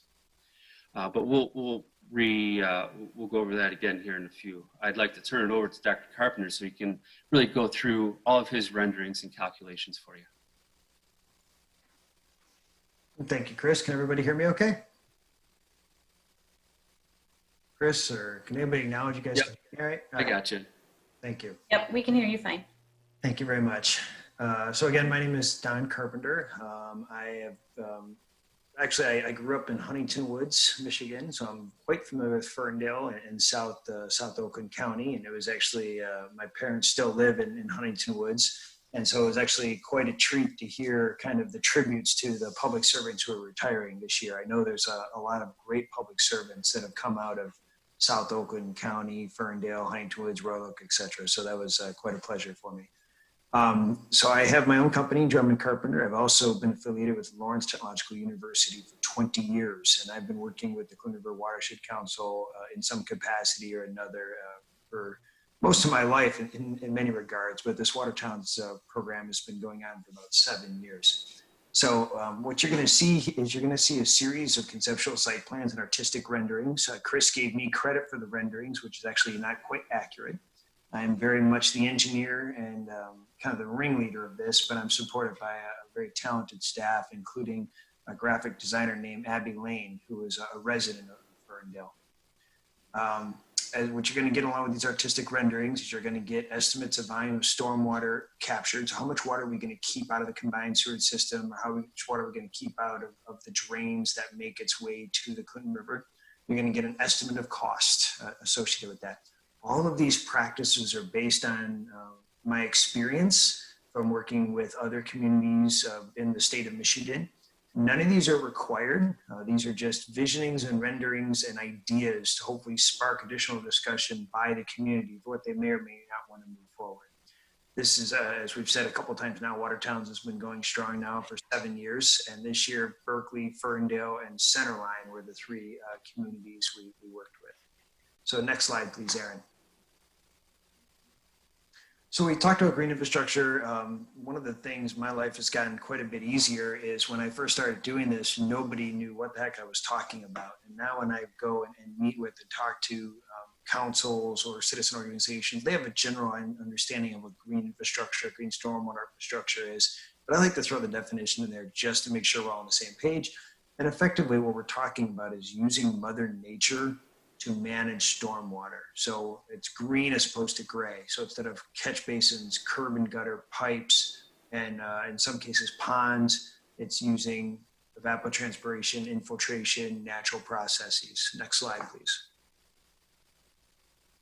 And the reason we do this is that for years of basically adding impervious cover, so putting up buildings, roads, expressways, we've created issues with flooding, and we've created issues with water quality problems. And so we use that. We now are using green infrastructure to kind of roll back the clock on this on the hydrological cycle. And more importantly, or as important, is we can really use the co-benefits or additional benefits of green infrastructure and create placemaking spaces as well. And hopefully you'll see that as part of these slides. Next slide, please. So we're here at the final presentation. I can tell you what the community gets or has received as part of this is this final presentation, but you also have a report which includes like all the plans, all the computations. You actually have a series of 2 printed graphic boards. This is because of COVID, we're in virtual world for the first time. Normally I'm standing in front of council with very large graphic boards. I dropped those off at City Hall last week, so you do have those that you can display to try to gather additional community feedback. As I mentioned before, you get digital copies of everything, which really helps for grant writing. So you have everything you're going to see, you've got in your possession, so you can look for grant opportunities, and Chris is going to come back to that later. When you look at these cost estimates, there's a couple of things we assume, right? So one thing we assume is that everything is what we would call primary contract labor, meaning you're probably going to be seeing things on the high end. We assume a community has any capacity to do volunteer work or a DPW that can do that work. But if you've got a good active DPW or Parks or Rec program, or you've got a good volunteer network, a lot of these costs can come down. We do include mobilization, design, and contingencies in our costs. So these just aren't the cost of materials, it's the cost of everything. And then we compare it against the literature. We're using construction cost estimates from Oakland County, but we do a literature comparison in the final reports. You can see how it compares to maybe what other communities have done. Next slide, please. I promise I'm going to go a lot faster really quick. I just like to set the stage. The last thing you're going to see on every slide, in addition to the cost, is you're going to see a raindrop. And that raindrop basically represents how much water is running off the surface currently. So we target, the target rainfall we're going through is 2.33 inches of rain. That might seem like a really weird number to you. But that basically represents 99% of all rainfall events. And if we can capture and treat 99% of all rainfall events with green stormwater infrastructure, we're making a tremendous difference for water quality. So when we can, we will go after that entire amount. And you might see that raindrop be 100% full. So I might design porous pavement or bioswale that can capture everything. Sometimes we fall a bit short. And so you might see something with less than 100% capture of this 2.3 inches of rain. Next slide, please. Okay, so City of Ferndale. So we spent a lot of time actually in Ferndale looking at different opportunities and locations. It's obviously a lot of opportunities in Ferndale, but there's also infrastructure challenges as well. So we basically spent most of our time looking up and down 9 Mile and Livernois, along with some of the alleys and the parking lots on the backside. So next slide, please. And we decided to kind of break things up into 3 categories: green streets, green parking lots, and green alleys. And I think when you think, and what we've recommended or what we're showing you can be then translated across the entire community, right? So you have other major thoroughfares that these same techniques could be applied to. Next slide, please. So let's start with green alleys. Next slide. So a green alley, these are several different green alley examples from Detroit, from Lansing, but what you're looking at putting in porous pavers or putting in brick pavers. You're looking at having landscaping or planter boxes on the side, anything to try to convert what might be an area that is not as attractive and have an opportunity to green it up, make it pedestrian friendly, and get that water into the ground. Next slide. And the other thing you can do with green alleys, these are two more examples from Detroit, is you can put in artistic elements, which would, I think, be really popular with Ferndale.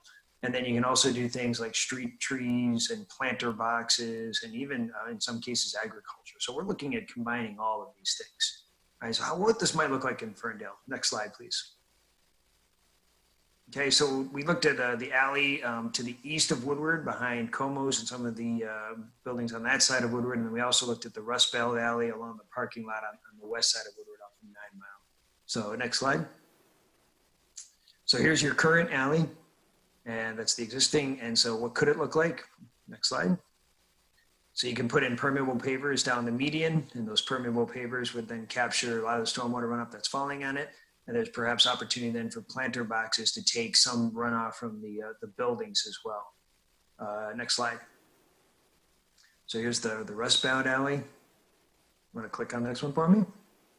Same concept here. We could put in porous pavers, get that water, get it into the ground, soak it up. There's actually some sandy seams in this part of the downtown. So next slide. So I really did a couple of alleys. You're going to see more for some of the other techniques we recommend, but there's like these three alleys. One thing I do want to point out is these are the green stormwater infrastructure improvements. So placemaking improvements or other infrastructure improvements beyond green stormwater infrastructure would be above and beyond these costs. This is for what it would cost for the green stormwater infrastructure portion, but you can capture about 70,000 gallons for about $300,000. And that may sound like a lot of money, but this is some pretty heavy infrastructure in these areas, and it's less than $5 a gallon. So for less than $5 a gallon, you can capture and treat 99% of all rainfall events in perpetuity. And I think that's the best way to think about it, in perpetuity. So next slide, please. So green streets. Here's where I think there's a lot of great opportunities. Next slide. So here's some green street examples in Royal Oak. So you've got basically kind of a green gutter concept off of 4th Street, and you've got some bump out rain gardens in downtown Royal Oak, along with some parklets. Next slide. These are some green streets in some other areas that might look a little bit more what Ferndale might be. So basically putting in placemaking opportunities. You could have planter benches. You could do cisterns where you're actually capturing water, and people are literally sitting on top of water that that's being captured. You can have infiltration boxes, and you can have tree trenches along the roads. Okay, so let me show you what that might look in your context. Next slide. So we're going to look at a couple places around 9 Mile, and then we're also going to look at the Rainbow Crosswalk downtown. Next slide. So here's the current bike path. Here's what current parking lots might look like. Next slide. So this is a permeable paver system. So a permeable paver system, we capture about 68% of the water in this case from what's sheet flowing off of off of 9 Mile Road there. This is very popular in Grand Rapids. If you spend any time in downtown Grand Rapids, this type of paver system has become very popular there for the parking stalls. And we got a little bioretention planter in the back. Can you go to the next slide? There's opportunities to maybe make those bioretention planters larger, but then that cuts into your parking. So that's sometimes the trade-off between permeable paver versus bioretention. Bioretention's cheaper, and some would argue would maybe like to see the flowers, but you might lose some parking doing it that way. Next slide. So here's the other side of the downtown here. There's I think real opportunities for tree box filters. So if you can click on the other side for me. So a tree box filter then is you're capturing the water off the street, and you're basically putting it into, it's not a street tree. It does look like a street tree, but it's actually a tree box filter. And if you want to click on one more slide for me, you'll see what this looks like underneath. So water goes into the catch basin. It gets pre-treatment where a lot of the debris first comes out, and then it feeds those trees from underneath. The difference between a tree box filter and a street tree really just takes the water that falls right on it. A tree box filter takes water off the surrounding impermeable roads and landscapes and filters that water. And then in between these trees, you'd have a long parallel trench of stone that captures that water and puts it down into the ground. And we've had pretty good luck with this in some northern Michigan communities. Next slide, please. So here's the 9 Mile Rainbow Walk crossing. Next slide. And so I think there's an opportunity to do some curb cut bed retention in here, maybe raise the concrete a little bit so people could have some benches to sit on, kind of really beautify this. And we are actually out doing some infiltration testing in here to see what the feasibility of this might look like in the future. And a lot of people are very interested in kind of the downtown and what it might look like to clean that up. And I got that just from talking to people that were walking on the street and asking us, what we were doing. So go ahead and click the next slide for me. So if you look at some of the Green Street improvements that we got for you, this number might look really large, but there's just a lot of, this is for not just the 3 I showed you. So each of the ones I'm showing you is 60, 70,000, but if you extend this along all of 9 Mile, you can get a couple $1 million of improvements associated with permeable pavers, bioretention, street trees. But again, it comes in around $5 a gallon for treating the 99% of all rainfall events in perpetuity. And yeah, I like to repeat that, just try to make that really sink in. Next slide. So then the last thing we looked at is over on the other streets we looked at was Livernois. Go ahead, next slide, please. So when you have wide areas of mowed turf grass, it's a great opportunity to do curb cuts and then bioswales. Next slide. So you can do a curb cut, direct that water off the street. This is obviously over by the Kulik Center. And take that in and use the plants then to infiltrate that water and then evapotranspire it and kind of purify it before it then would overflow into the sewer system of the city. Next slide.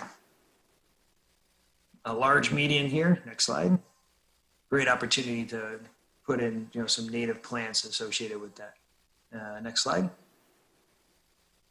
And then there's you see that big catch basin right there in the middle of that grass area. That's a fantastic location for a retrofit. Next slide. So, and I think this would really be a really good opportunity also for citizen engagement as well, because you could really do an adopt a garden and really do some education associated with that particular location. And you can see like this particular example, right, that's $11,000, and that $11,000 would be if you paid for everything. If you get citizen volunteers out there, Parks and Rec, DPW, you can probably cut that cost in less than half. Next slide. Okay, so you can see that when you've got more space to work with, greener space to work with, the price comes down, right? So this is under $4 a gallon in this situation. Next slide. The last area we looked at was green parking lots. Next slide. So green parking lots is when you might have porous pavers or porous concrete that take that stormwater in and infiltrate it instead of using traditional catch basins. And so the picture on your upper right-hand corner, that's porous concrete, and that's in Holland, Michigan. And your lower left-hand corner, those are porous pavers, and that's in Traverse City, Michigan. Next slide. These are both in the south, these are in Macomb County, but the other kind of parking lot, green parking lot you might have, instead of doing porous pavement, you might have bioretention islands, right? And so you can kind of maybe see in the middle there a catch basin. So instead of having a raised parking lot island that the water flows off of, you can lower that parking lot island, and then you can have water flowing from the parking stalls in through kind of Stone River trenches and then into the catch basin that way. And the one above is, you can see just the same concept. You can intercept that water, move it into the ground instead of doing traditional catch basins. Next slide. So we looked at 4 parking lots for this opportunity. Next slide. So here's a corner, here's a corner parking lot. This is over by Imperial Como's Alley area. Next slide. So you might have a situation here, you might lose a couple parking spots, but you can sheet flow that entire parking lot and capture it in the corner, and after sacrificing, maybe just a couple parking stalls. Next slide. So the library lot, you've got some street trees in the middle here, so you're kind of getting in the right direction, but the idea would be to, next slide, to lower that median and get more water into it. Instead of having the water run off those concrete medians, let's get that water down into it. Next slide. Here's the other side of the library parking lot. And this may be where you then have permeable pavers in the parking stalls. I do want to point out that when you do permeable pavement, you only need about 1/4 of the parking lot in permeable materials for it to work. So a lot of times what we recommend is the drive stalls or the driveways to be traditional pavement materials for, because they're susceptible to heavier wear and tear. And then have the parking stalls be where you have the pavers or the porous materials. Next slide. Okay. So then, we looked at all the parking lots, a combination of bioretention, permeable pavers, and same thing with the issue with the parking lots is we understand you don't want to give up a lot of parking spaces in a downtown environment such as yours. So we can't really capture 100% of the 2.3 inch storm. Really, we're only capturing about 1.2 inches of rainfall for these. You could capture more, but then you'd have to start sacrificing parking and parking layouts, and we didn't figure that was much of a goal of the community. Next slide. So that's basically the summary. We've got green streets, green parking lots, and green alleys around the downtown. Next slide. And in totality, everything I've showed you would be about $2.4 million. But while that sounds like a big ticket, that's a lot of water. And it's one of those things where we try to set this up. You don't have to bite everything off at once. When the opportunity to redo a parking lot represents itself, that's when you would maybe do this, right? You write grants, you take it kind of one step at a time. You don't try to do everything all at once. Next slide. We do have a series of implementation slides. Aaron, I don't know where we are in time. If you would like Chris or I to show what other communities have done with these renderings, the next slides are basically, here's what other communities in Southeast Michigan have done after they've heard these presentations. Do we have time for that or not? I want to open it up to council, what your desire is. I mean, certainly this is available after, the meeting as well. I know that we have a busy night, so I leave it up to you all on your preference.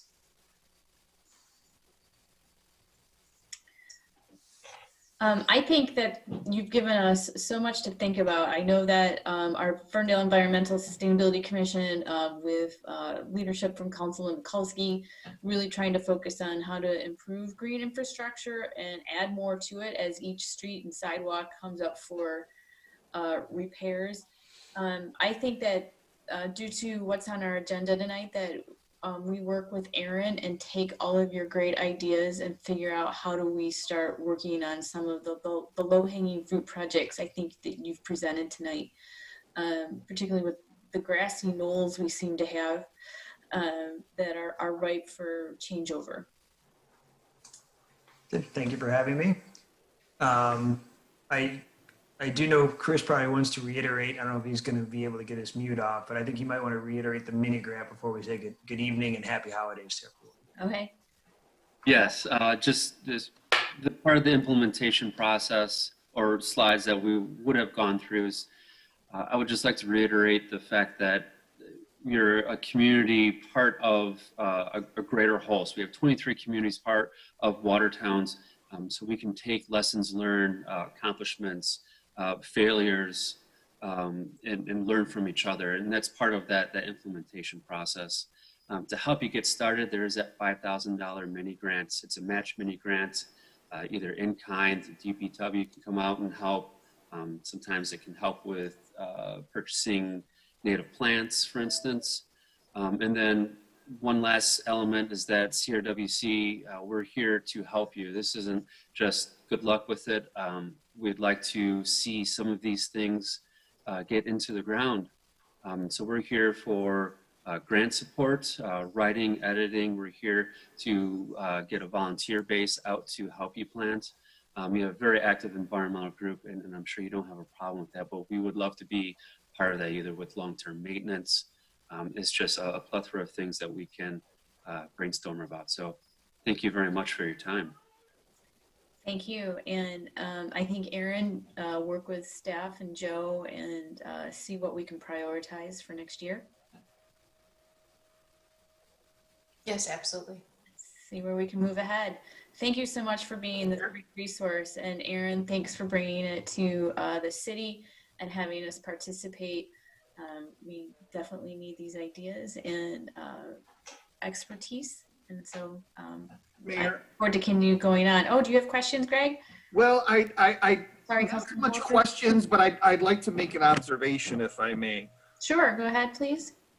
So I love the ideas that are presented. I love, redirecting water out of the sewer system. I think that's the most important thing to do. But as someone who was impacted by the 2014 flood, as was Councilwoman James, what we have discovered over the last several years is that there is an issue that exists much more on the east side of the city in regards to drainage than on the west side of the city.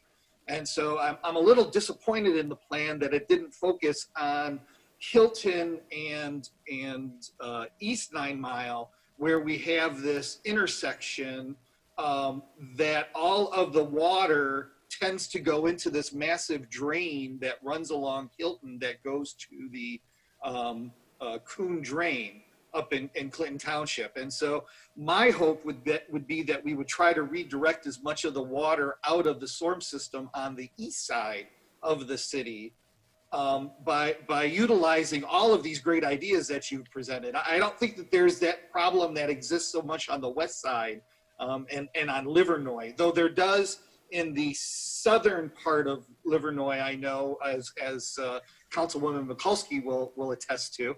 But I think focusing on all of this at 9 Mile and Livernois really doesn't help the sewer system problems that we have. And I'd love to see that more addressed than just getting water off of the streets and into flower beds, really get it out of the sewer system. So I just wanted to share that point with you, that looking forward, that's what I would be focusing on in regards to this plan, is directing those ideas more toward East 9 Mile and Hilton. Thank you, Greg. And I just wanted to say that, you know, we're committed to addressing and doing our part in Ferndale for climate resiliency, and stormwater is our #1 priority. I would just sort of say collectively on behalf of council, due to our flooding and looking at ways to mitigate stormwater going in. And every street that we can mitigate water going into the stormwater system helps. But we do need bigger issues, bigger solutions for the ongoing flooding. And with the rainfall expected to increase per predictions through NOAA for our area over the next 10 years, the problem is only going to be persistent and almighty when it does rain intensely. So thank you so much for being here, Aaron. Are there any other comments you would like to say, as this was your project and baby, and I think very valuable for us? Yeah, thank you.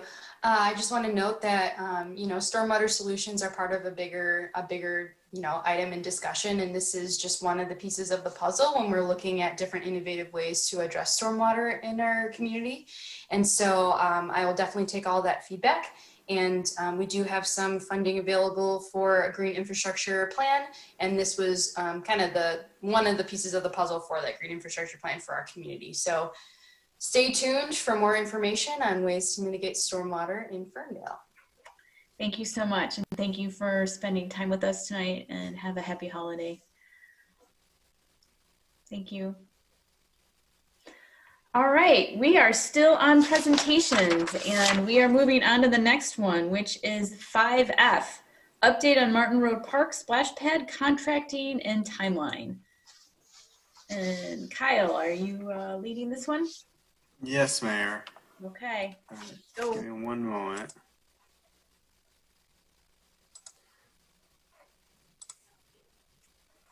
Thank you, Mayor and Council. Kyle Paulette, Assistant City Manager.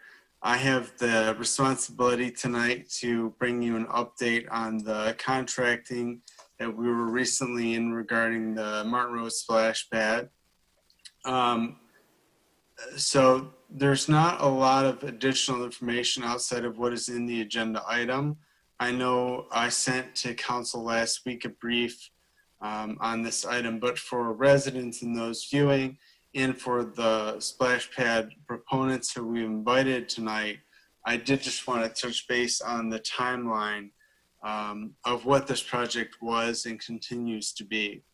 So as you'll see, staff got together in June, maybe even a little bit beforehand, to put down a project charter and very distinct and detailed timeline on how to proceed with the splash pad. We followed through this timeline, staying on schedule, and went through a process of community input where we got some really great design suggestions and ideas, and it really helped us to guide what our request for proposal would be, which was then built out with assistance from Giffords Webster. We bid that out in October, late September, and it closed in October, where we received 3 bids. The lowest bid was $400,000, which was right on budget where we wanted to be for the splash pad component. And then the second bid was significantly higher by about $170,000 originally, and then they sent some different projections that would be about 117 over the lower bid. So after reviewing the bids, we did pick a preferred bidder and then began negotiations with them regarding the contract. That took us into November, at which point we held a community meeting explaining the preferred bid. And at that point, we had already started to have some questions for the contractor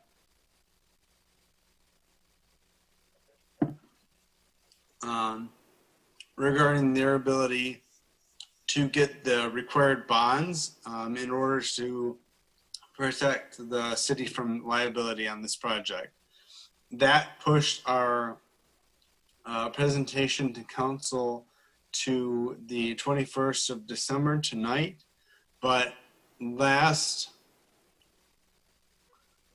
week, I think Monday or Tuesday, we ended up at the decision that we would recommend council reject this round of bids for the splash pad because the preferred bidder was not able to secure the required bonds to protect the city from the liability that we would require in any of our projects. So if council takes our recommendation to reject these bids, where that leaves us is kind of 2 options, and we seek your direction on kind of where you'd like to go.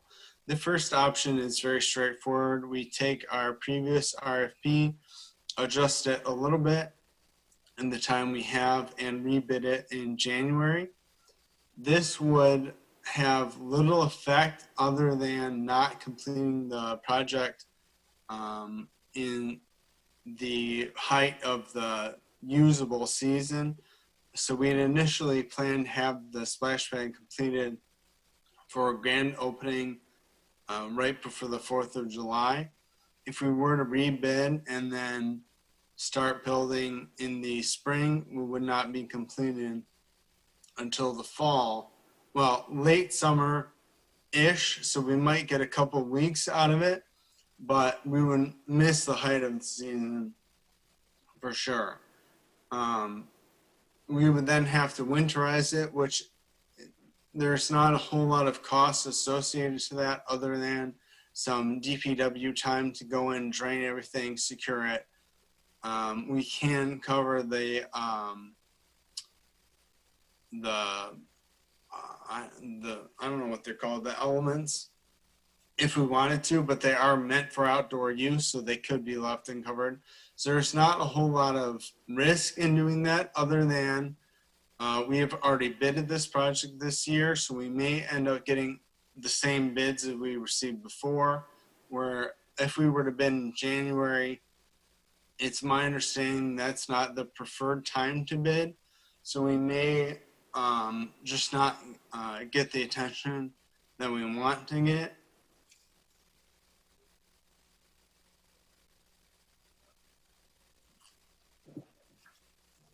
But that's kind of the first option.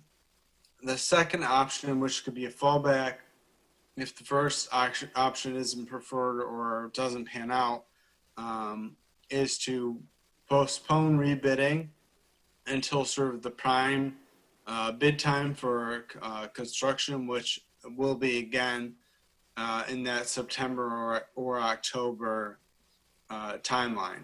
The big drawback on that, of course, is that it postpones the project by a whole calendar year.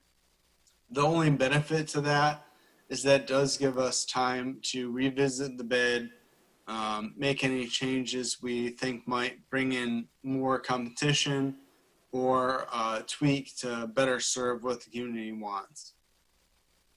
So that's where we're at. The team is really disappointed by this setback. I'll commend our team for staying on our schedule and keeping our integrity in this negotiation process, where we did not change our requirements so that the contractor could still win this bid. We stood firm and said, no, look, this is what you have to do, and if you can't do it, we have to pass. So I appreciate the decision on the team to do that, which is not easy to do when we all really wanted to get this done. So with that, I would be open to answering any questions of council to my best of my ability. I also have Parks and Rec Director Lorena Wheeler here as well, who can assist me. Thank you, Kyle. This is disappointing news, but I'm going to open it up to council because you're looking for feedback tonight, right? We would prefer it. It's not necessarily required. I think Dan could chime in if there needs to be an official rejection of the bids, but we don't have a contract, even if you wanted to sign it. So I don't think there's anything required tonight. Okay, but are you looking for feedback on what council prefers in terms of when Yes. to bid? Yeah, so through the chair, if I could summarize. Kyla presented two options. Option one is the path we're currently considering, which would be rebidding it to ensure the project is completed within this calendar year. The downside of that, obviously, is that we might not get any meaningful use of the facility, but it is done and ready for the following spring. There is minimal cost considerations there relating to winterization, and there's some risk there relating to non-use and vandalism. So those are the downsides. Then the feedback opportunity for council is, if council would prefer, we could rebid in the fall during the optimal bidding season for spring work. And that would just delay the project by a calendar year. So those are the two options we are at today. Through the chair, but the council action as presented in the council packet would be to formally reject the submitted bids. Okay. I didn't see that. Okay, so your council does need to accept the rejection recommendation by staff. Right, and then as to the options relative to moving forward, there's two options that Kyle has outlined. Okay, well, why don't we take the first order of business and reject the bids and then move into discussion about what to do with those options, since it's clear that we have to reject this bid. They didn't meet our requirements. So I'll open that up to council to put a motion. I move Oops. Go ahead. Okay. I move to reject the submitted bids for the Martin Road Splash Pad project as unacceptable and or not satisfying to the RFP requirements, and further direct staff to consider options and to present council with recommendations for reprioritizing moving forward with the Martin Road Splash Pad project in 2021. Support. Okay, so we have a motion and supported, and Your Honor, if I could just add to the motion, that is the motion that was included in the council agenda material, and it's fine, but it sounds like that would really address the option, the specific option. So I think council will wish to provide staff with some additional clarity as it relates to which option specifically it wishes council to proceed forward on. Okay, so you're suggesting that we continue a debate and provide direction before the vote. You could do that. That would be fine, Your Honor. That would be good. To have that input. No, that would be excellent, Your Honor. I will take your lead on this, Dan. So at this point, we are going to now provide insight for staff on which option to take before the vote. And I'm going to open up the floor first to our City Council liaison to the Parks and Rec Commission. So, Councilwoman.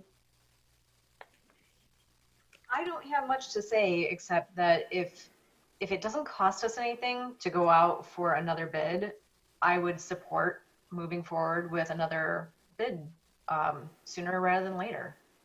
It just makes the most sense to me. So you're in favor, just so I can clarify, you're in favor of rebidding in January? Absolutely. Okay. Are there other comments from council? I may. I have more of a question. So if, because I like the direction that Councilwoman Mikulski is going in, if we were to rebid again in January and get either the same or less bids back, we choose to direct those, and then we decide, well, we're just going to then wait again until the fall or late summer and bid again when the normal or appropriate time to send out bids are. Does that look poorly on us? Like we keep going out to bid and just keep rejecting bids? Because I don't want to do it in January if we try to then do it again in August or September, and businesses are like, okay, they're just sending out this over and over and over again, and they're never going to pick anything. So no one's going to want to bid on it. Is that a worry that we have? Anyone? If I may, and Joe may know more about this than I do, but I don't think that's a specific issue, especially if we were in negotiation with a second bidder and a second bid. You know, I would be very upfront to say, look, you know, we got into this and here's where it failed. It wasn't because of any extraordinary criteria on our part. It was the preferred bidder's inability to do what is, I understand, a pretty basic task in contracting. Mm-hmm. But again, I'm not so much worried about the one we do in January as I am if in January we get two bids back and we don't like either of them. Mm-hmm. We say, okay, let's just wait until August and let's bid it again to see if we can get more of a response, because typically that's when these companies respond to bids. Are we risking ourselves by doing it in January and then again in August or September of getting even worse response then? I think it's hard to say, Councilman, because, I mean, it's certainly possible, but at the same time, we happen to speak to a construction company who does this kind of thing after the fact. And, you know, we asked them, well, you know, what was it about our RFP that made you decide not to bid on it? Their answer was simply, we just didn't see it. You know, they were too busy. They just didn't see it to put a bid on. So to be honest, I think with sort of the uncertainty in the industry and a lot of things right now, I think it's unknown. Companies may be looking for work. We may not get any because everybody has too much work. I can't say. Through the chair, we do have two real examples of projects that have been rejected and then rebid in the past 2 years. One would be the Shipper Park project. It was rejected due to the initial costs. Yep. And second would be West Marshall, which was rejected last year by council due to the considerable discrepancy between the costs. So both those projects, when rebid, did achieve reduced results. Yep. And you increased grant funding. Yeah. If I may, through the chair, I was thinking about, so even though there may not be any additional costs by doing option one, with the park only being utilized for a certain amount of time and just really being left to sit, there could be cost incurred over that. I am more, my preference is actually option two, because we have more time to think about it. We have more time to secure the bids. And then it would be, the park would open and be utilized during a time when it would really be utilized, and probably well into the early fall. So that's my option, my choice, to go with option two, because I think that taking time to vet the bids, not worrying about, as Councilman Pollock has stated, worrying about getting, lesser, just a couple. I think we give ourselves time to really rethink this and to go with, to allow, and perhaps get access to more than just two bids.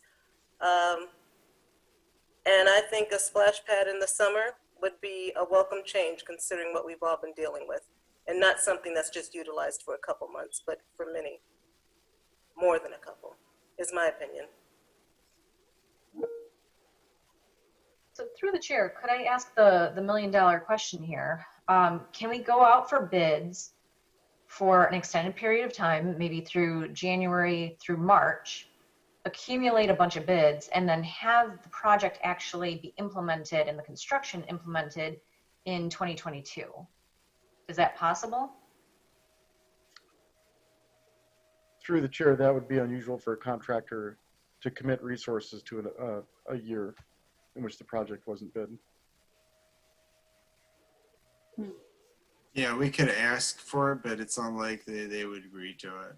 Yeah, no, and I understand that because of materials, in March, certain materials cost so much, and then a year later, they're gonna, they could double in price for something. There's too long of a lead for people to estimate what the costs are gonna, and I get that.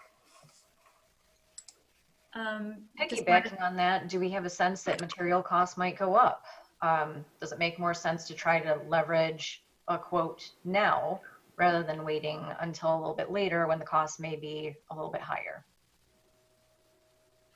If I can weigh in on that, typically with equipment and splash pad equipment, the beginning of the year is when materials do increase.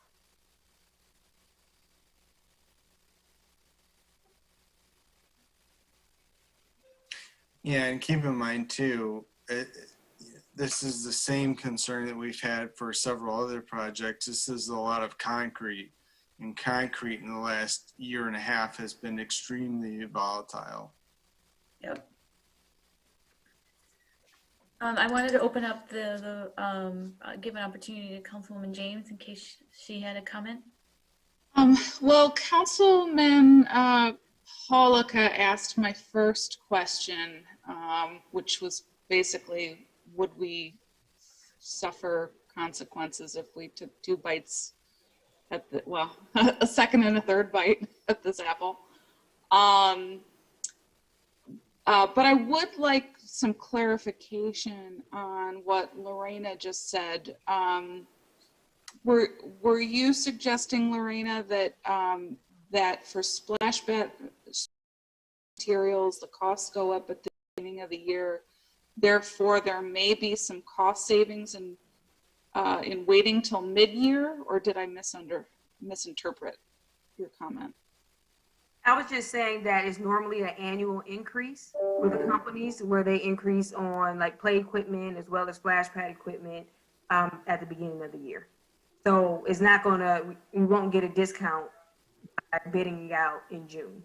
I gotcha. So it'll go up at the beginning of next year and then go up at the beginning of the following year. That's typically how it trends, yes. Okay. All right. Okay. I don't have a super strong opinion whether we go out for bids again right away in January or defer a few months.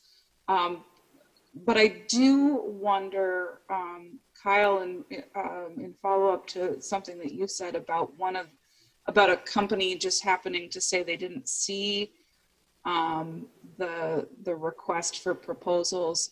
Are there steps that we can take to heighten the visibility of our RFPs, so that whether we do this in January or later in the year, we're casting our net as wide as we can?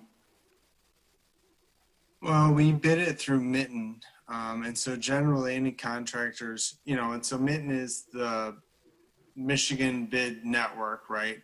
And so any contractors that do this line of work, I would imagine, are regularly searching that and, plucking the stuff out that they specialize in. I know, in the past, even with this last bid, we made it known to our network, system, hey, this is what we're doing.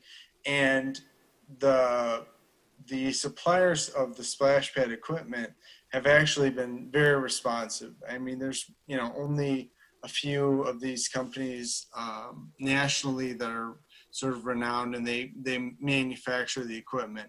The issue in this case was not the supplier, but was the general contractor. And so we've made it known to the supplier, hey, this is what happened. We're not happy with that. And so I think if we were to bid again, either way, we would make a note to the supplier more clearly, this is the requirement. If you're going to partner with somebody, find somebody who meets that requirement. Through the chair. So, as you mentioned, there aren't a lot of companies that do this. There's a dozen at best. Is there any issue if we were to send a letter, once we posted it to Mitten, if we sent a letter to these 12 companies to just let them know that we've put it out there, it's available at this location. We'd really like it if you would, submit a bid. And it's just an additional level of notice, I guess. Because you mentioned that one business didn't even know that it was out there. Maybe it would help us, with if we bid it again in January, in getting responses. Lorena, did we do anything similar to that in this one? I know you were in contact with some companies. We did not reach out to all the companies, but we did reach out to a few that knew that we were interested in putting in a splash pad for the last few years. They regularly reached out to us. So we made sure we let them know. I know there are others that we see at our conferences that we attend. So we can definitely go through those sponsorship books from the conferences and reach out to some other companies as well. It's difficult because part of me wants to make sure, let's do it right. Let's do it the best way possible, which may, I don't know, may be waiting until next year. The other part of me is I've been working on trying to get the parks projects since I started in office 8 years ago. So part of me is like, this is the last big project. I'd love to see it happen, but I want to do it right. I want us to get the best park splash pad possible. Well, I appreciate everybody's thoughtful questions, and this is a tough decision based off of the bid process on a lot of unknowns that we can't control. And so I was wondering, my question to Jill, Lorena, and Kyle is capacity. And also, we're still in the throes of the pandemic. And is the bid process going to, do you think the bid process is going to be impacted by these, capacity, staff capacity, and or pandemic conditions that may impact the supplier and or construction company? Well, I can't speak, to the supplier or construction company. And in this example too, we don't have a definitive answer as to why the contractor was unable to get these bonds. It may be, and like I said, it isn't confirmed, that there was a on-hand cash issue to where they didn't feel comfortable sustaining the period where they would have to do the work. I don't know if that's COVID related. It's certainly a variable. I think as far as staff capacity, which, you know, I can speak to, if we were to bid out in January, we have the RFP, we wouldn't have a whole lot of time to update it.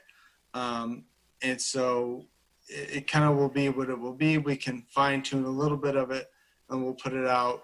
We would get that back February, and then repeat the same process, try to get it to you hopefully by the end of February or very beginning of March, so that we can start getting to work in likely May or June. I think it's hard to say, you know, hopefully by fall we have some reprieve from COVID. I think having gone through this process in the beginning throes of COVID was certainly stressful and difficult. But I think with either of these options, staff should be able to proceed through the process fairly confidently. And it may actually help us as far as some of the DPW assistants we're going to call on. Hopefully, whether we break ground in June or next April, you know, they have more capacity and are able to assist with this and help us save some additional costs. Yes, because our DPW has had challenges with pandemic-related staffing issues, childcare, and things like that. So that's a real concern for me. I appreciate that, Mayor. I think we can get it done.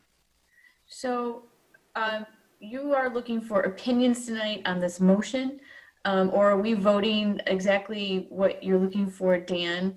Because there's two different things here. One is a recommendation to staff how to proceed, and one's to cancel this bid. So through the chair, Mayor, the motion that was made essentially memorializes council's decision to reject the bids, and as read would say staff come back with options to present with recommendations to council on how to reprioritize moving forward with the splash pad in 2021. The discussion that has happened with council has been helpful for staff for sure. If the timeline though is such that you really wish it to go out in January, it would be helpful for staff to know so they can get it out the door. If otherwise, if you want further refinement of staff's recommendations, it could happen, but you're going to probably lose the window of sometime in January. Okay. So if I hear you correctly again, is that we can still turn down the motion and or pass this and then give recommendations after we vote. Yes, to you can know do that. about what to do. Okay. Right. So why don't we do that? Madam Clerk, why don't you do roll call on this motion to reject the bid, and then we will continue the conversation and give some direction to the city staff. Hey, Councilmember Mikulski, Yes. Councilmember Polika, Yes. Councilmember James, Yes. Mayor Pro Tem Lee Smith, Yes. and Mayor Piana. Yes. And so that bid has been rejected. And now, are there any other questions from council about this process? Seeing none, who is going to speak? I was, Your Honor. Go ahead. Sorry, I know you don't want to hear from too much more from me, but I was just going to say, Kyle had made the comment of a bid potentially if you're going to really just update the existing RFP going out in January. And I just was going to ask Kyle if that's really the case, if the decision was to move forward as soon as possible, when that timeline would really be going out to Mitten? Would it be early? Would it be late January? That might help council decide whether it needs to make this decision tonight or whether it could mull this issue over for the first meeting in January. Well, Lorena can assist me on this as well. She's been my partner through this whole endeavor. I would say, given our first meeting in January is not until the 11th, I think we could potentially wait until the 11th for direction. Then we would want to get that bid put in the system that week, because we want to give at least 3 to 4 weeks for contractors to take a look at it, and that would have us receive the bids second week of February. Gives Mr. Christ 2 weeks to look at the contract language and potentially reach council on the 22nd of February or potentially even March. So it's possible, but the timeline is tight really either way. Yeah. Well, I'm in, just to wrap up here, I don't want to belabor this, but we do need to give a direction to staff, and I'm in favor in holding off on option 2 because of the winter and giving some space for staff. And they've also said it's not an optimal time to go to bid, but they're jumping through hoops to make it happen. And so I'm in favor of option 2. I agree with you, Mayor. I was leaning toward option 1, but when you brought up the whole COVID thing, there's going to be a lot of kids or parents really that are going to be hesitant of having kids, hanging out at a water park in the middle of this summer. And the fact that it's really going to put a strain on our resources at the fall. They're going to wrap up construction at the same time that they're going to have to start winterizing the device. DPW is learning the device as then winterizing it at the same time they're trying to prepare for fall leaf pickup and all of that. I think it's a lot of rush, in a short period of time, kind of like the skate park was. For us. And so I would support you on that, Mayor. Again, I think everybody's opinion brings a lot of value to this, saving money, but I think we might spend the same amount of money that we would save on winterizing or any other pandemic related unknowns that we are sort of like surprise us that we can't control. So I'm really sad that we can't deliver this huge project that the city's residents have been waiting for years. And here we are, things out of our control. Can't make a contractor produce the legal requirements for contracting with us. So, so that would be, I think that's a majority of council. I know we're not voting here, but I would send this back to council, to staff, and since there is space for the first meeting in January, that we continue to talk through this and make a decision at that time with counsel from Kyle and Joe. Are you okay with that, Joe? Through the chair, the direction is understood, and in the meantime, staff can reach out to any existing vendors who do have knowledge on the project and see if we can get an initial opinion on whether the juice is worth the squeeze for us this winter. Yep. So, so lots of great suggestions tonight from council to staff, and we will continue navigating this going forward. Madam Mayor, through the chair, I just want to acknowledge the work of staff on this project and thank them for everything that they've put in so far and for bringing this to us. I know it's a disappointment and a tough call. Well, maybe not such a tough call, but a disappointing call. And just thanks for your time on this. And if I could add the Parks and Recreation Commission as well, there's some really, really wonderful people on that commission, and they've been working on this for years as well. So I just want to acknowledge them. Yep. And final remarks on that is that our Parks and Rec have had a huge hit to revenue to their department this year. This is the second project we've had to defer from the Martin Road Park, from Geary Park and Wanda Park from another grant earlier this year for a project deliverable that residents have wanted was delayed because of the pandemic. So Lorena and your team, I just wanted to recognize this is disappointing. I feel that for your team who's trying so hard to get these through and over the finish line. So thank you. Okay. All right. We're moving on to 5G. Thank you, Ferndale Beautification Commission folks, for hanging in there through our presentations. Unusual tonight, but I'm going to hand it over to, is it Robin and Suzanne tonight, who are leading the award process. Yes, Mayor. Robin, you should be coming in here.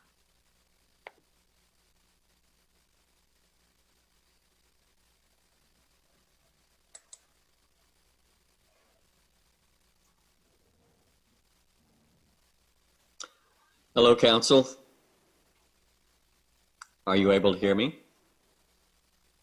Yes, we hear you loud and clear, and you look great. Thanks. I thought I'd, end the council meeting on what I think is a very uplifting note. The conversation that's been had has had its highs and its lows. We're excited about some of the ideas in regards to the water control situation. We are saddened by some of the departures due to retirement, but we truly understand that. But this has been quite the year. And just for a moment, I would like to just sort of extend something to you all that we've been discussing for the last couple of weeks. And we are really hoping to, in a unified effort, to usher this year out with all of its challenges and negativity, and we're really hoping to welcome the new year 2021 in. And what we're proposing is a night of light and hope. And what that is a project, because as Beautification Commission, we're not just pretty gardens and all that sort of stuff. We're also a part of creating a more positive environment through the actions that we have and increase people's positive experiences in the neighborhood. And so here's what we are up to. We, the commission, through the cooperation with DPW and also donations that have been made by Candlewick and Blooms, are proposing this. And if you will allow me to share my screen.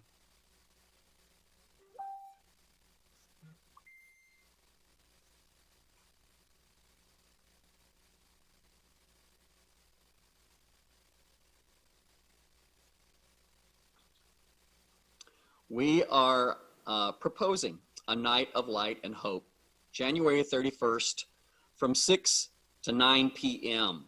And what we're doing with this is that we are putting together kits of luminaries. We want to light the night up. And so these kits, we were originally going to do 10 per, but it has already turned out that we've already got such a great response, and we haven't even really marketed this. We already have 33 families who are joining in that want to be a part of this. So we are supplying 2,000 luminaries through our efforts and our generous donations of Candlewick and Blooms. And so these kits will be available to be picked up. We greatly appreciate all of the efforts that these two businesses are going to be helping us with. And so we're going to be doing kits of 8 luminaries. They can be picked up at the former location of Bloom's the Florist, the 503 East 9 Mile location. These kits will be available to be picked up between the 28th and the 30th. We would like for you to then take these kits home, decorate them, have your kids help draw fun things on them, maybe write a wish or a prayer or a positive thought for the new year so that we can welcome in 2021 and hopefully move this year that we are currently in out the door.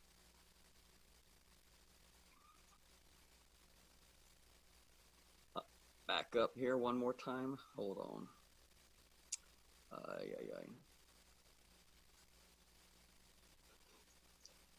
So if you would like more information regarding this project, please visit the Ferndale Beautification Facebook page. You can register for your kit there.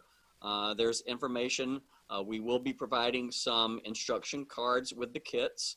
The kits come with candles, the luminaries. There will also be a trailer load of sand parked in the parking lot there for you to avail yourself of. We recommend that you bring a container that's about a half a gallon to a gallon size to get the sand that you would need for creating the luminaries. Then at 6 o'clock on December 31st, we would ask that you line the sidewalk in front of your homes with the luminaries and light them up. You can share some with neighbors if you wish, or encourage them to also participate in this as well, so that we can light the night up and send our wishes out. Also, we're encouraging everyone to have your holiday lights, your decorations illuminated on the nights of December 23rd through the 25th for the judging of the Ferndale Beautification's annual Holiday Lights Awards. A link to the map of all the houses that are participating is featured on the Ferndale Beautification Facebook page. And we are excited. This is probably the largest amount of people nominated. So we're expecting a lot of light here in Ferndale. There's over 95 houses that have been nominated. So this time we're going to be doing it the same way we did with the Beautification Awards. We're splitting up into teams, and part of us are taking the east side of Ferndale. The other part is taking the west side so that we can get all of the houses looked at and then voted on. And then we will then bring the results of that to you all the first week of January. That'll be the official announcement, but of course the winners will receive their letters and signs immediately after the votes have been tabulated that following weekend. So if you have any further wish for information, go to our Facebook page.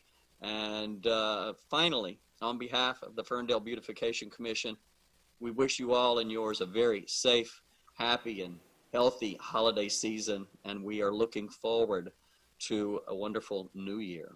Thank you. Thank you, Robin, and thank you, the Beautification Commission. I love the illuminary idea, and it's so great to see so many people participating and decorating their homes, and that this commission is highlighting that. So thank you for all your hard work and volunteering your time to the city. It's our pleasure. Thank you. Thank you. All right. That concludes our presentations for the evening. So we are going to move on to call to audience. And we're going to have call to audience for 30 minutes. And anybody who is joining us this evening via Zoom or phone call can speak for 3 minutes on anything on or off the agenda. And Kyle will administer the process of going through that.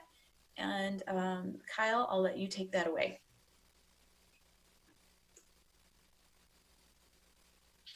Thank you, Mayor. So we have a couple folks already. Let me get our instructions for anybody watching at home.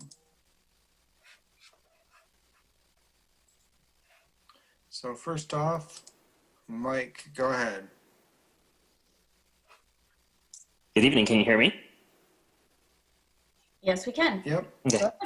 Okay, good evening, Buenas noches, City Council. My name is Augusto Mike Flores on Whittington. First, I would also like to thank Chief Palazzolo and Deputy City Clerk Miller for your service to our community. Thank you, Chief, for always answering my questions, even when they were difficult. Thank you, Barb, for your guidance, allowing me to civically be engaged. Barb, as I shared with you during the Arts Commission meeting last week, you will be dearly missed. Second, as it relates to the Woodward Diet concept change order, can it be clarified if the additional cost of $8,000 and $6,000 in Section A and B is included in the total cost of $33,000, or has this been or will this be reviewed separately? Regarding community input for this topic, can the city please consider more than one session? Hopefully the city has learned that major changes require proactive community buy-in. This project will change the feel, look, and how the community interacts with Woodward. Opinions vary widely from this is the best to this is the worst thing that could happen to Woodward. Such strong community opinions require more than one session to allow as many people as possible to be engaged. Third, regarding the budget, just seeking some clarification. Under the auto fund, can the swings of 400,000 to 8 million to the negative 2.5 million be explained, specifically the last three columns on line item net revenue expenditures? As it relates to the water fund, just from my clarification, the ending balance is $25 million. Is there a reason for this high balance? Is there something governing or a state requirement that requires us to have such a high balance on this fund? As always, thank you for your time, your guidance, and your clarification. And to end, thanks to all of you for your service during this most challenging year. I wish all of you felices fiestas, feliz Navidad, y próspero año nuevo. Thank you. Thanks, Mike. Next up, we have Julia Music. Hello, Council. Julie Music from Silman Street. I am actually speaking right now to bring some sad news from our city to Council and to the public. I'm actually just going to read our statement from Ferndale Pride because Daryl Jones is a good friend of mine, and I'm trying to keep my emotions inside right now so I can speak eloquently. With heavy hearts, Ferndale Pride mourns the loss of Daryl Jones, aka Fern Daryl. He was also known, and no offense, Mayor, but as the mayor of 9 Mile. Daryl's attitude embodied what Ferndale Pride strives to become. He was welcoming, hilarious, kind, and always ready for a celebration. Daryl reminded us that he was ready for the next Pride every year as each Pride ended. True to his word, he never missed a year. He also never missed a Hot Daddies contest, which he was a big fan of, and he even entered it once. He often lent an ear to me when I was stressed out. He inspires us to keep our hearts open, our rainbows shining down 9 Mile, a block that he was known for as being the mayor of. We'll never forget you, Daryl. Your love and friendship has been a light in our lives, the Pride team. We have reached out to Daryl's family. They unfortunately have also, Daryl's father has passed away this week as well as Daryl, so it's been a very trying week on his brother and sister-in-law. We have had a huge community response. Daryl's very well known, so we're hoping to be able to do something to memorialize him either at the next Pride Festival and or sooner. If the family does come forward with some needs, we will go to the community and ask for some help, but right now they're just taking time to mourn all their losses. And that's all. Thank you. Thank you, Julia. And I'm sorry for your friend's loss, for your loss of your friend. Next, Mayor, we have, looks like Transgender Detroit. Hi, this is Samantha Rogers. I'm the president of Transgender Detroit. And I'm mostly here speaking to thank the organization of Ferndale and Ferndale Pride for the gift that we expect we're receiving tonight. I just want to say a little bit about the organization. We frequent Ferndale a lot. In case you don't know, our organization is about empowering transgender women. And transgender women are often the forgotten portion of the LGBT equation, despite the fact that they have been instrumental in the growth of what used to be called the gay pride movement from the beginning. Transgender women were always there from the very beginning, back to the Stonewall, and before that at the Compton riots in San Francisco. And yet, in recent years, we have been somewhat forgotten and marginalized by the greater gay community. And I am very grateful to Ferndale Pride and especially to Julia Music for the support that she has given to our community. Our organization tries to empower transgender women through social events, which are so important for transgender women. And of course, this year that has been impossible, so we've been handling it through empowering Zoom meetings with things about hormones, doctors, facial feminization surgery, a variety of topics, gender theory, you name it. But we are trying to get through to 2021 when we can hopefully host live events again. Our goal is to produce a major national transgender conference in Detroit, which will bring people from not only all over the United States, but all over the world. We've already have 20 events under our belt, and we could not do this kind of important work without the assistance that we receive from Ferndale Pride. The girls in our organization absolutely love Ferndale Pride, and we always have a booth there. We always bring a lot of people in, and I just want to say thank you. I remember the first time that I met Julia Music, the first time that we set up a booth there. I told her what we did, and she said, of course, you have to be there. And she told me that when she agreed to take over Ferndale Pride, she insisted that alongside every gay pride flag, there be a transgender flag. And I started to cry because there is an awful lot of misunderstanding in the LGBT community about what transgender people are. There's an awful lot of misunderstanding about what we are in the mainstream world. There's an awful lot of misunderstanding in the LGBT world. There's even a lot of misunderstanding within the transgender world because it's a complicated subject. But I do know that Ferndale Pride is the most supportive organization that we know of. And for that, I am truly grateful. And I will try, my organization will try to reflect that in the conference that we are producing for July of 2021. So I just want to say thank you. Thank you. Thank you so much for being here and sharing your information tonight. It's really important. Thank you. And Mayor, it looks like we have one more speaker, Dave Cottrell. Hi, Dave. Welcome.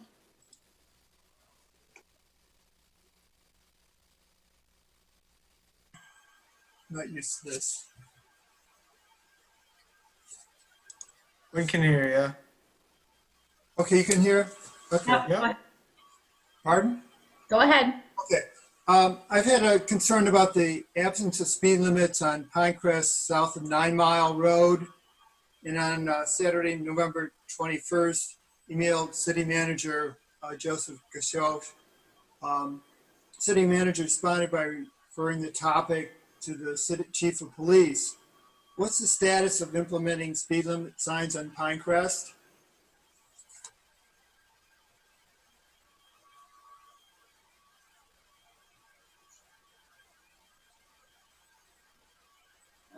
Joe or the chief, is there?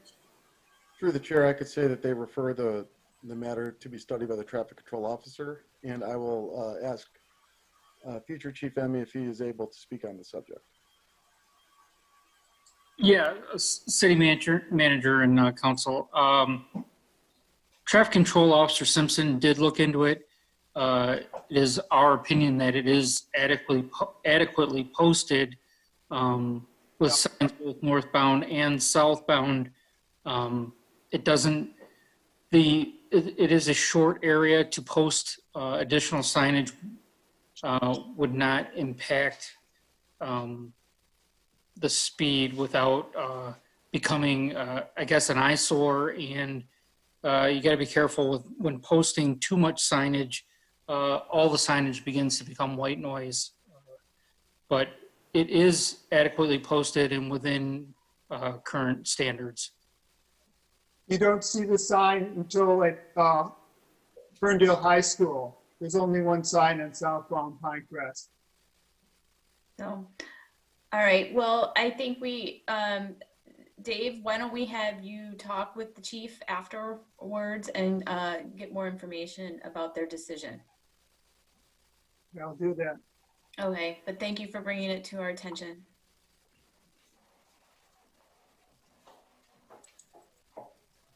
Okay, is there any other call to audience? Mayor, it doesn't look like there are any other raised hands. Okay. All right then. Thank you everybody for joining and providing comment tonight. And next is the consent agenda. There is no items on the consent agenda, so we're moving on to the regular agenda. And first up tonight is 8A, approval of the change order from Tool Design for the first phase design work for the Woodward Corridor improvements as coordinated with MDOT's planned resurfacing work, an amount not to exceed $33,190 from the appropriate count, special consulting fees as submitted by the CE director. And I believe Jordan is walking us through this on this presentation. Good evening, Mayor. Yes, indeed. Mayor, council members of the public. Yeah, Oh, and sorry, go before you ahead. start, can you make sure that you address the community engagement? I'm sure you are, about how much more we are planning. Absolutely, yeah. That was a great question, so I appreciate it coming up. And I also, the question about the funding itself in terms of what's covered, what's not, I'll also touch on that as well. Can I get a couple head nods? Can folks see the PowerPoint screen that I have up? All right, I'm seeing. Yeah, some we can see it, but you got to start the show. Thank you very much. So here we go. So I'm going to go briefly through some slides. I mean, obviously the packet contains all the detailed information, and I can go as deep or as shallow as folks want, question-wise.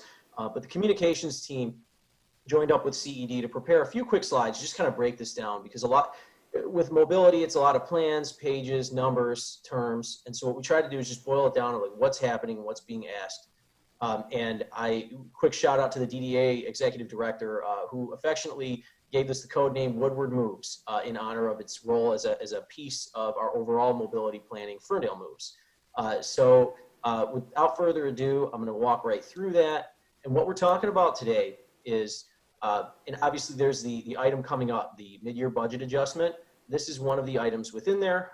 The CED department took a look at our budget, reallocated existing budget dollars to fund this item tonight, if approved. And this is all about aligning with MDOT's requirements and timeline for the resurfacing of Woodward. And I'm going to talk a little bit about that in a moment, but that's just the context for what this request is. And what this is about is it's going to be design documents that will incorporate local design preferences for Ferndale segment of the corridor. Folks that participated in our community meeting back on December 9th got a sneak preview of what I'm talking about in terms of the fleshing out of those local preferences, reacting to concepts.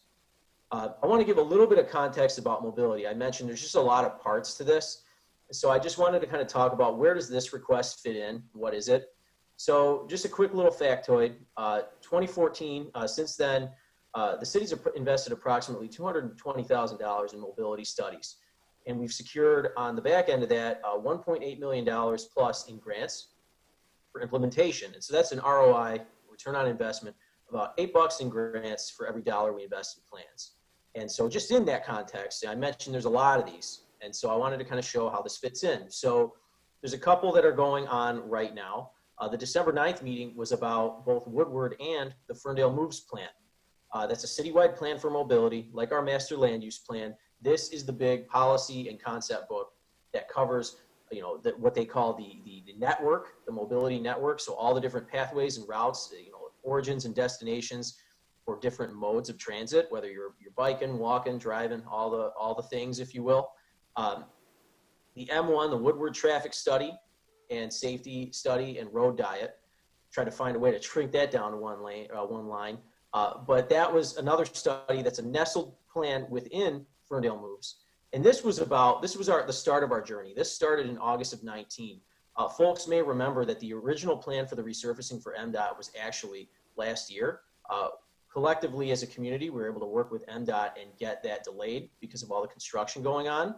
But as we got into that work, so that was our original goal, to align with MDOT's planning for the resurfacing, to explore local preferences and join into the scale that MDOT brings when they bring in all their contractors and all their economies of scale. When you're working on a project together, there's opportunities to reduce cost and achieve things efficiently. Tonight's request is an outgrowth of that plan.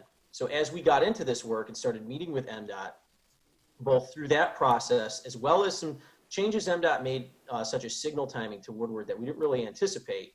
But as we got into that, MDOT revealed additional specifications that they needed us to follow, and they had feedback on the work that we've done to date. So what tonight's request is about is keeping the opportunity to seize that momentum and align with their timeline so that we can provide the level of detail they need to include in their bid documents.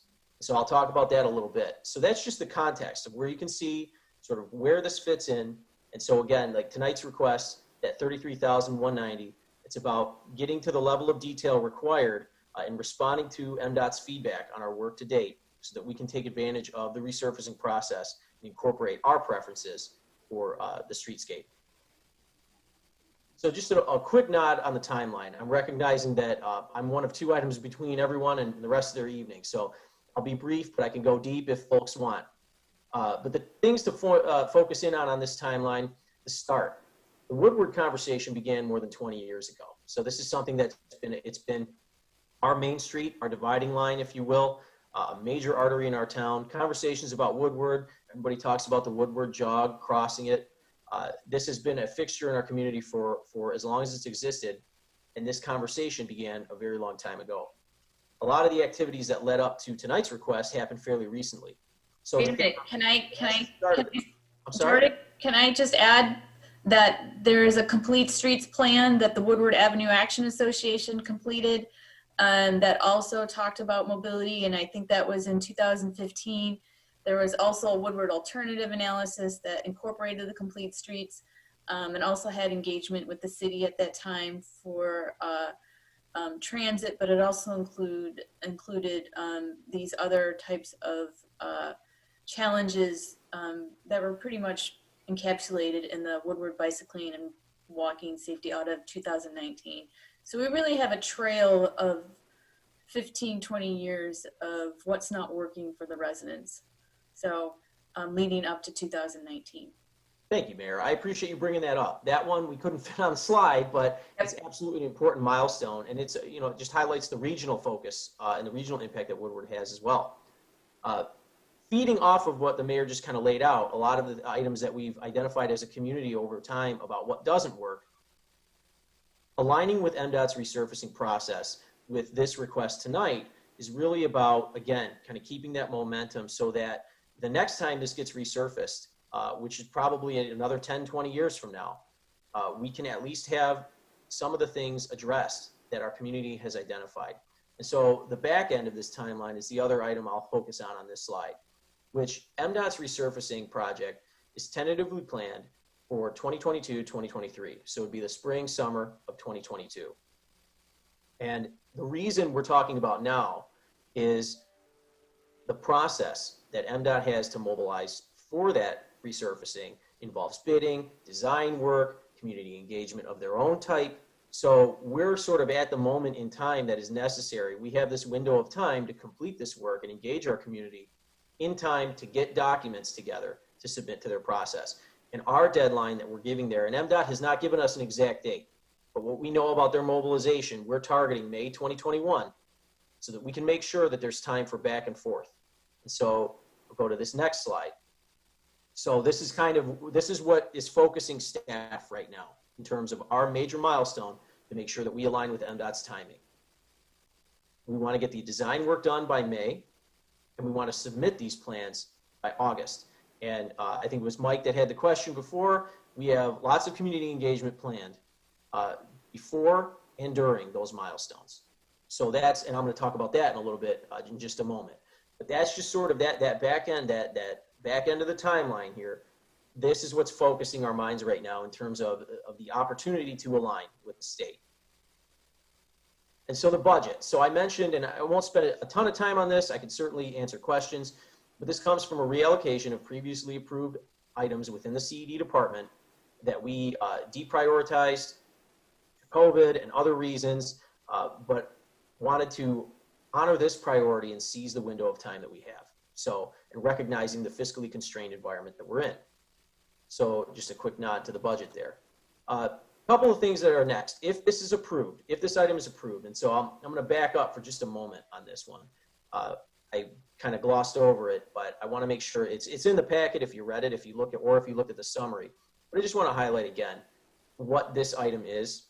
Again, this is what's called a rollout plan and detail area plans. And what that means is the entire span of Woodward that's being worked on, there are engineered drawings. So if anybody's ever followed a planning commission, you're familiar with a project that's just a discussion. There might be a picture, there's a concept, there's a narrative, and then there's a site plan process. Fully engineered drawings, where the sewers are, all that fun stuff. What this work tonight is going to allow us to do is go from concept and study. We have traffic counts, we have general ideas, we have best practices. This is going to allow us to be like us shifting to a site plan. So with that said, what's next? If this item is approved tonight as part of tonight's agenda, what we're ready to roll out with is a lot of education and info. There is a tentative community meeting. This obviously will not happen if the item's not approved, but just in anticipation and just knowing that we'd be in front of the community and this is the last time, you know, in the council context that we'd have a chance to kind of be out there to the public. We wanted to come out and say we've already sort of tentatively held a date, January 27th, 6:30 p.m. Community-wide update, Q&A, open discussion about this project. So it'd be sort of a continuation and going deeper than what we had on December 9th.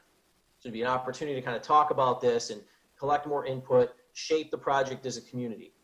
We also are going to have website updates, social media, just different facts about Woodward, the history, bringing out some of that context that the mayor alluded to, and just helping paint the picture, but also giving people an opportunity to paint it themselves. So that's what the community meeting's about. The next opportunity after that would be the Planning Commission on January 6th. So that would be in a more semi-formal session, but it's another opportunity to kind of talk about it in that context. So do you mean February 6th? Do you mean February 6th or January 6th? You know what? I believe we mean January 6th, and that's because we're trying to get it on the Planning Commission agenda for discussion. I will confirm that, and I apologize, but I know those are listed out of order. Okay. Through the chair, Jordan, could you, I think Erin might be able to provide some clarity since she's pinch hitting for Justin. Absolutely. If she's still with us, absolutely. Yeah, thank you. Yeah, this was an error on our part. We just didn't make this presentation. The opportunity at Planning Commission is actually February 3rd, and that will be the same meeting that we're going to be kind of presenting a final draft of the Ferndale Moves plan. And in Ferndale Moves, that includes Woodward, since it is a major thoroughfare throughout our community. Thank you for the correction. I apologize, everybody. So that's February 3rd.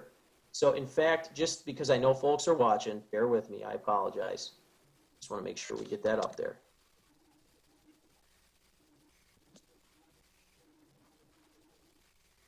So there we go, like it never happened. Thank so you. February 3rd is the Planning Commission meeting where you'd be able to attend. But that first community meeting, and that's again, anybody who just attended December 9th, it's going to be just like that. January 27th, 6:30 p.m. We'll send Zoom details out, but we just wanted to give folks a save the date. So just to know that those are coming. So that would be kind of the what's next. And with that, that's the general overview. And again, I can go as deep as folks want if there's questions, but I just wanted to give a high level overview of what we're talking about tonight. And then if folks have questions, FerndaleMoves.com has all the documents on the update of the citywide mobility plan. As more details are available on Woodward, that stuff will be made available, such as feedback from the December 9th meeting and so on. If you have general questions and you just want to engage with us on this, ced@ferndalemI.gov, and you can reach out to us anytime. And with that, I would be happy to take any questions. I apologize. I'm sorry, Mayor. I did want to, as I promised, I wanted to talk about that funding. So that 33,190 includes everything that was in the scope. Okay. Some of the items, and if you sort of read the fine print, if you will, part of those items were covered by the existing contract that we have with Tool, but that 33,190 is the all-in expense for this change order. Okay. So I'm going to start off with questions because I need clarification too. What happens between February and May with engagement, design, engineering, and finding funding? So just because we're going to a community meeting in the Planning Commission doesn't mean what they review in that plan is a done deal. Or does it? No, absolutely not. That's absolutely correct.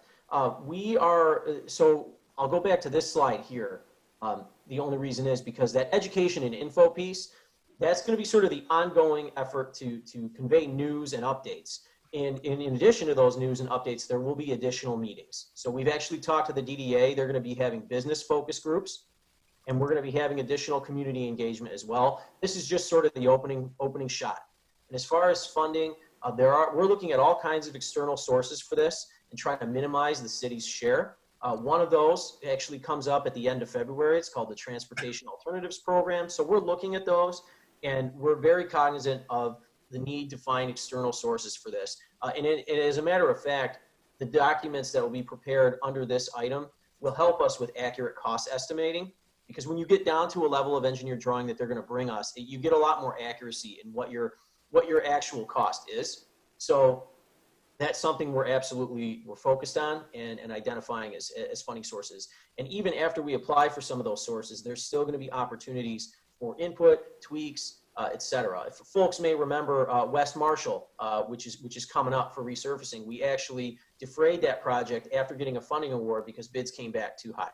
So, even after the bids come back, there's still going to be opportunities for input and sort of evaluation and community input. So this would be just the start of the journey.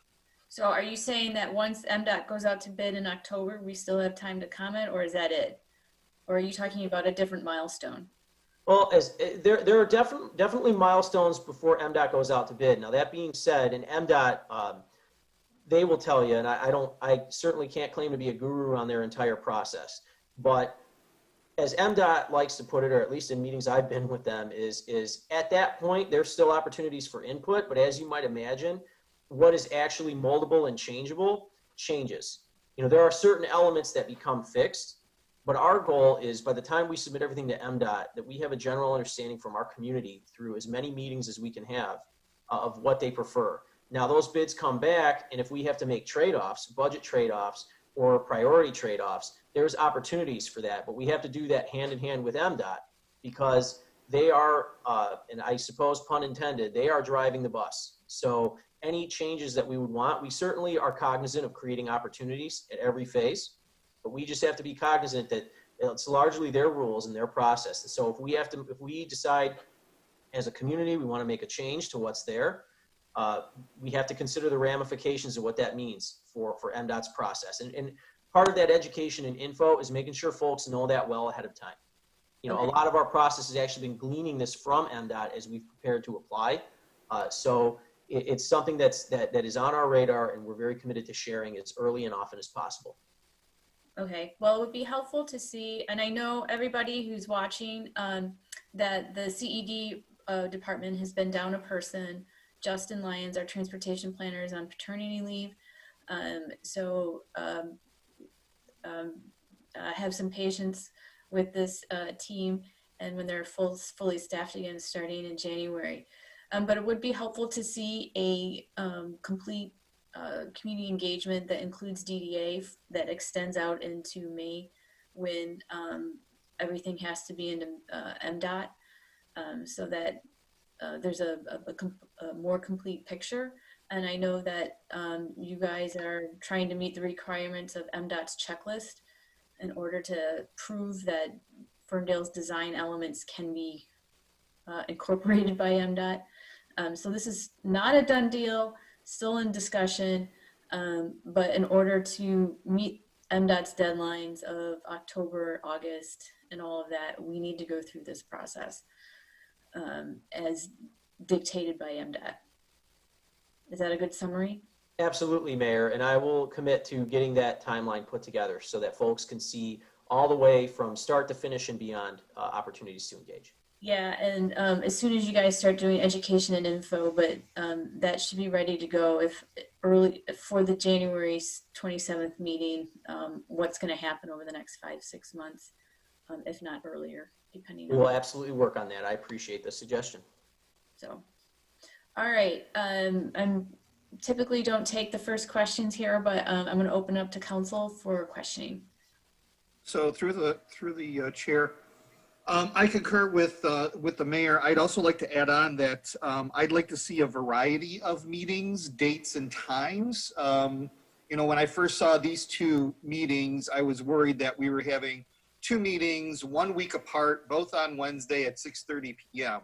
I'd really love to see some Saturday afternoon meetings, some daytime weekday meetings, because different people who access Woodward are available at various times. And like you said, 20 years ago is when we had the last opportunity to have input. It's going to be 20 years from now before we're going to have any input again.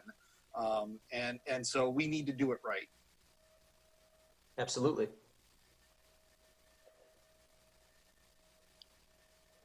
Questions from other council members? Through the chair, can we start with, since I have a laundry list of questions here, can we start with how many meetings have we held already with the community and tool design? So I would actually like to punt that one to Erin because she's been a little more directly involved and I don't want to miss any. So Erin, would you mind actually taking that one? And can do you mean on the design or what's not working with Woodward, starting from like the Woodward safety biking audit? How far back do you want to go? Yeah, I'm not really sure what I mean. Basically, I'm looking to see how many times we did community outreach meetings and any sort of pop-up events. Thank you. Yeah, so we have had a lot of different engagement opportunities throughout this process.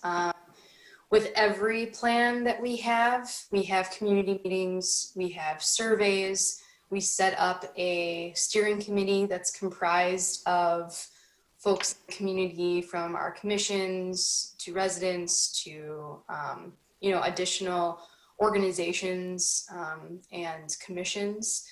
And I don't have exactly how many meetings we have had in regards to this, but I mean, since I've been on staff personally, and I've been employed for about 3.5 years now, I mean, there's been numerous times where we've had discussions and reviewed surveys and had evaluations of different mobility practices and opportunities throughout Ferndale.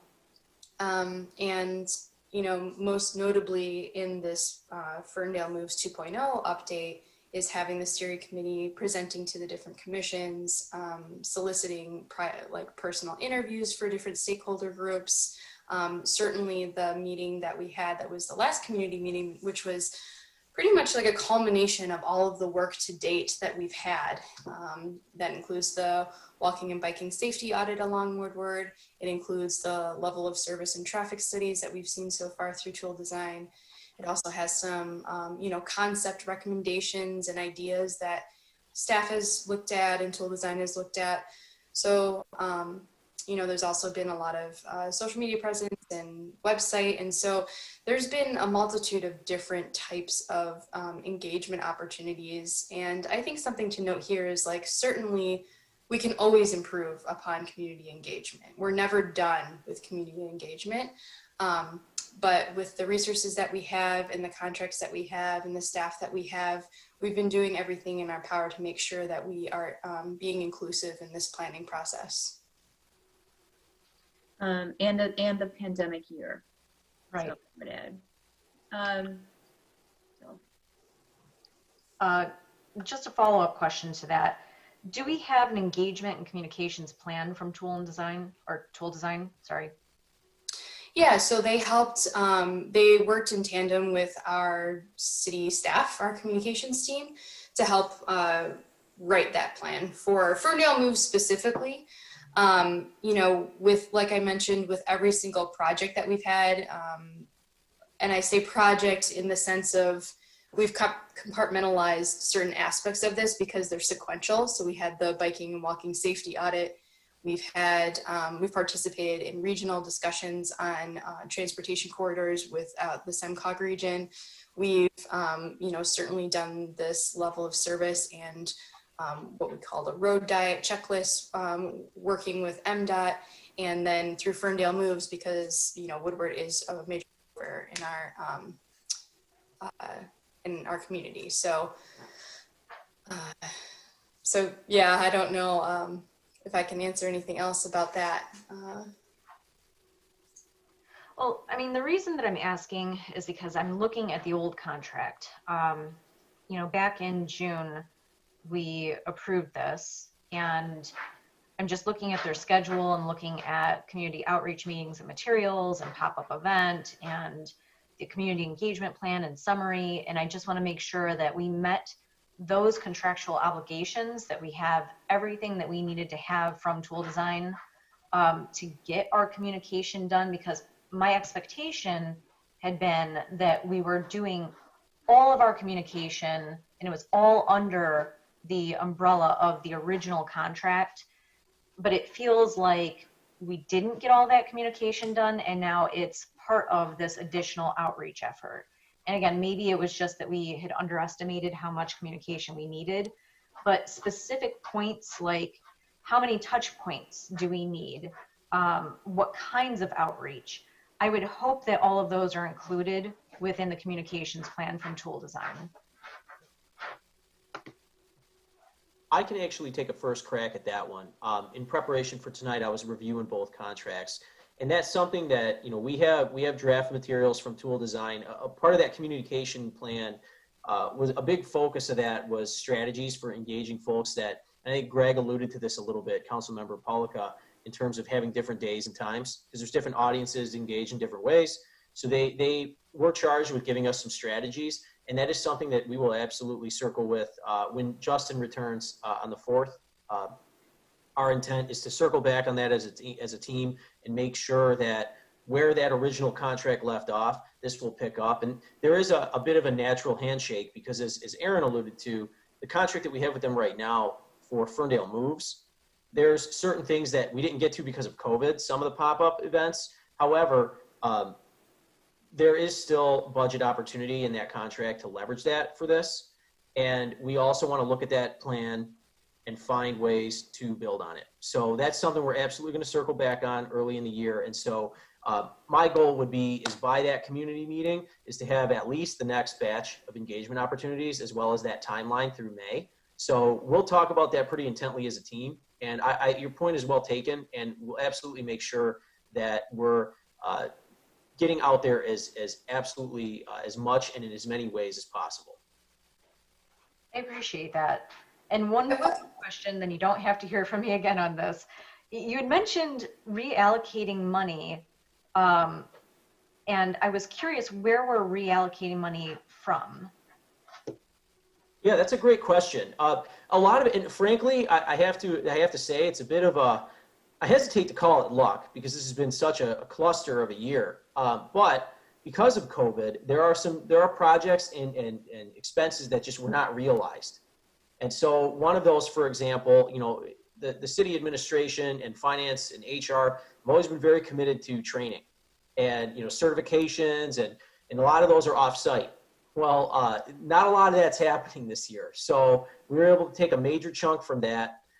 We also were able to pinch some of our other contracts. You know, as a smaller city or a mid-sized city, if you will, we have contracts for things like civil engineering and so on, or other planning projects that we're able to repurpose toward this. You know, one of the things that we keep an eye on is just quarterly how the budget is doing and where things are going. We meet with our vendors and we anticipate our needs throughout the end of the year. So a lot of and some of those line items are listed there in the council item, but those were items we felt we could pull from, like, for example, operational expenses. You know, with 9 of us not in City Hall for the entire year, it definitely helps save you. You know, I mean, I don't want to sound crass, but we definitely looked under all the couch cushions, and we wanted to make sure that if there were opportunities to move money from other things that were getting delayed into this, we seized every opportunity we could find.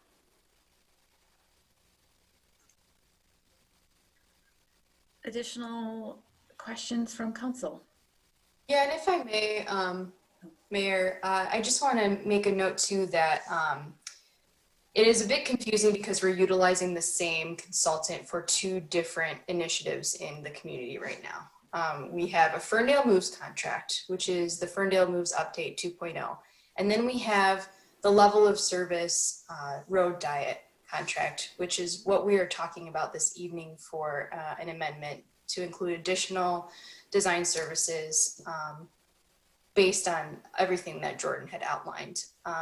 And that can get confusing because they are 2 separate initiatives as far as contracts and projects go, but it was our intent to make sure that we capitalized on both of the projects so that we had the best community engagement and holistic planning approach to Ferndale. Can I follow up with a question on that? What happens if we don't approve this tonight? What happens? What's the consequence of that? So the consequence is that we wouldn't have the final designs and cost estimates that MDOT is expecting as far as including the additional amenities that we would like to see along the Woodward corridor. It's based on the MDOT requirements for additional design work. And if we do not approve that this evening, that additional design work would not happen. And therefore the items that we were working towards and anticipating and including in those MDOT bid docs, we would probably have to just be really creative and find a different way to get it done. Because right now we don't have any other capacity to get those designs completed. Okay, and one more question of clarity, and I think I'm getting confused with it, is that you're talking about these design costs to MDOT, and it sounds to me it could be interpreted as that this is the final cost to MDOT, even though we have till May and August to deliver something. So I think I might be getting caught in terminology here. Can you explain that a little bit further? Explain what the design is? Well, we're doing the design, and it's not the final design, but it's going to be, because we're still going to have community input, and whatever we owe MDOT, it's my understanding it's by May, right? So I'm just wondering, the final cost estimates for the final design is not going to be completed by. If I may, I don't even know what I'm asking for, but can you see my confusion? I think, yes, I think so. Aaron, keep me honest here, and I appreciate we'll return equal fire from the staff side in terms of momentum and energy. But what the monies that we would, if approved tonight, what that gets us is through the bidding process. And at that point, it's MDOT's show. We've given them the specifications that they've asked for, and they put out the bid documents. And at that point, sort of just like the West Marshall or similar to the West Marshall experience, MDOT goes out and bids. We look at those bids and we evaluate from there. Did things come back where, are we in a place to afford that? Did we miss anything on the bid documents? There's that additional round of input. But tonight's item gets us through that phase, and then it's a bit of the MDOT show. And then really the next time we come in, unless those bids are entirely out of whack, or if somehow, and you know, again, you can't predict everything that'll happen in a bidding process, but sometimes you will find through the bidding process there's questions you didn't conceive of. And so in terms of like potential future design dollars, that's the only scenario I see where that might come up, is if some other unforeseen question or circumstance comes up in the bidding process that we have to react to. But even then, there's a decision point to say whether or not we want to do that. Okay. And then outside of that, it's really the MDOT show until those bids come back, and then we have a conversation about the capital side of this. Okay, so just to clarify again, the $33,000 we're spending tonight is going to be a 4 to 5 month project with a deliverable to MDOT sometime in May. Is that a good synopsis? That's correct, absolutely. Okay, that's okay. That clears up my confusion. So, got it. Got it. Okay, are there any other questions from council? I have a super simple, straightforward question on the engagement piece. I'm wondering if, because this is a relatively new commission, has there been a specific touch point with the Accessibility and Inclusion Advisory Commission? Because I think it would be really important to have the disability and mobility perspective. I would say they're definitely involved as far as collecting input from them and being part of the conversation. Aaron, would you want to speak actually to specifically how we've engaged with them? I know they gave a lot of great feedback at some of the earlier meetings. Aaron, do you want to speak to that? Sure. Yeah, we had a few different very targeted, like specific engagement points, as well as some individual interviews and information gathered through the early stages of the Ferndale Moves project with the integrative maps that we have. And, you know, a lot of the comments, a lot of the discussion were from those maps regarding existing conditions and where we would like to see changes. I personally attended one of the meetings and gave an update and solicited information from the, regarding the Ferndale Moves plan. And I know that is broader than just Woodward, but like I said, it's all encompassing with mobility throughout our community.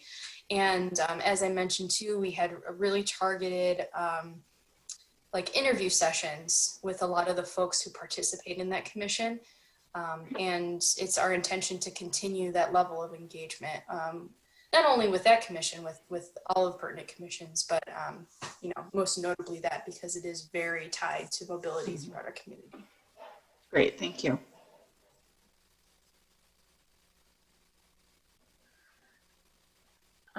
Any other Councilman Polika or Raylan or Mayor Pro Tem Leaks May?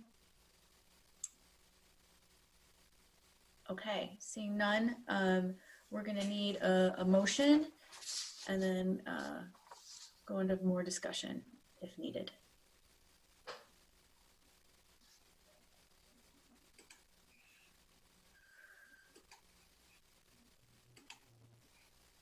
I move that we approve the change order from Tool Design for first phase design work for the Woodward corridor improvements as coordinated with MDOT's planned resurfacing work in an amount not to exceed $33,190 from the listed account, special consulting and fees as submitted by the CED director.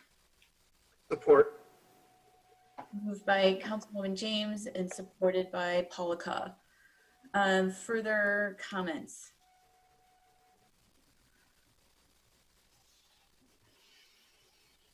I'm hearing none. I'm going to take a moment and talk about my point of view on all of this. As someone who's been championing transit and mobility improvements for the city since I've got elected, the number one thing I hear from residents when I knock on their doors on every election is, what do you love? When I ask them, what do you love about Ferndale? They say our walkability. And they love to be able to walk everywhere. So our community prioritizes safety and walking. And anything that we can do to improve that is something that I'm have always been in support of. We have an opportunity here that doesn't come around very often, and that is repaving. And I think council has heard me talk about my little ad nauseum NASA re-entry window, which really is about a space shuttle aligning, coming back in the atmosphere at a specific time, speed, and all of the requirements to not burn up as it comes back in the atmosphere. And if they don't think that they can make that window, they choose to go back into orbit. And right now, MDOT is our window. MDOT is presenting this window of repaving, and we could miss it by choosing not to explore this opportunity of addressing 20 years of concerns that residents, business owners have complained about of Woodward. We're the only community on the Woodward corridor that is bisected and cut in half of our downtown. And you can feel the discomfort of driving in a one-way lane and not seeing people coming at you, coming south, going north if they're walking, and you're looking the other way as a driver. For a resident who's trying to cross the street, going from 9 over to the other side, or sorry, Woodward to the other side on 9, or you're a business owner whose sidewalk is taken up by outdoor seating patio, and there's hardly any sidewalk left for a wheelchair or anybody in a mobility device to actually squeak by safely on the sidewalk.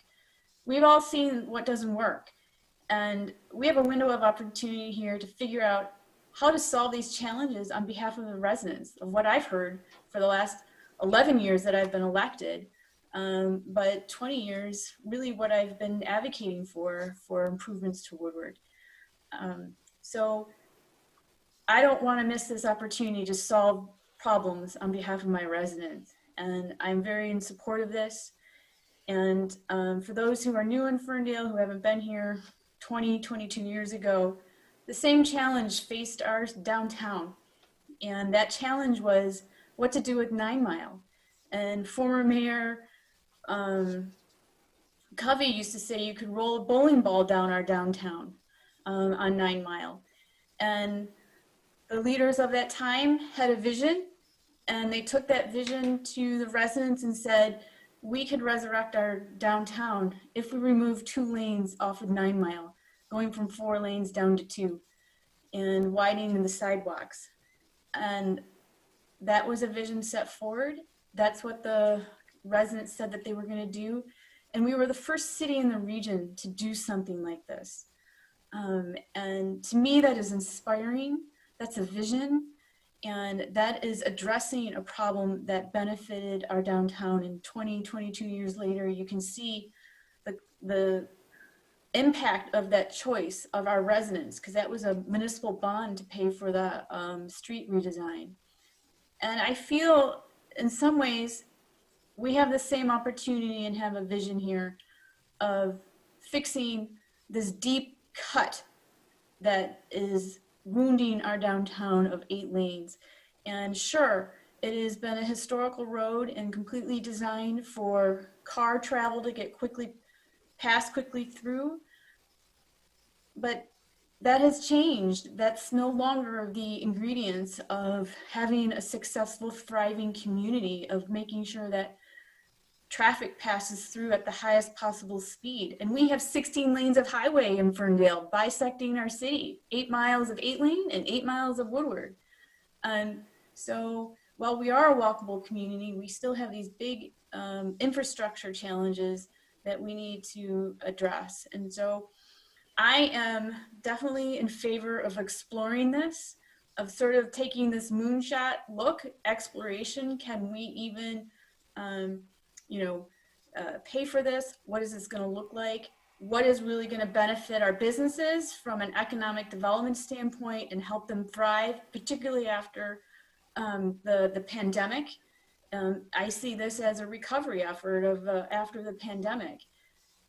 a lot of the streetscape designs that are coming out through Ferndale Moves and through tool design really is a green infrastructure approach to reduce stormwater runoff off of Woodward and green Woodward from the sidewalk level. And to me, that is our environmental spirit in Ferndale.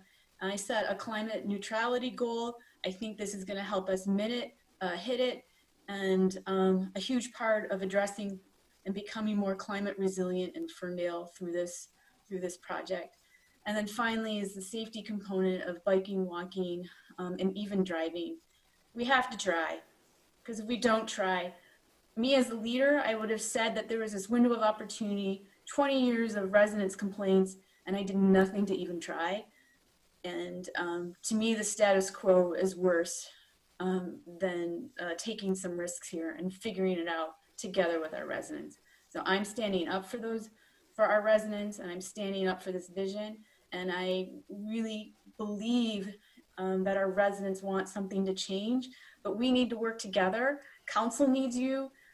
I need you. Our businesses need to step up and say what's really going to work. And then council's going to ask the question is, what can we afford to do? And we are going to be exploring that over the next 4 to 5 months of figuring that out. So I ask you to join me, join council, and figuring out if we can tackle a community problem that is well documented and set a vision and a new course for our city in addressing and making Woodward work better for all of us. So that is my opinion.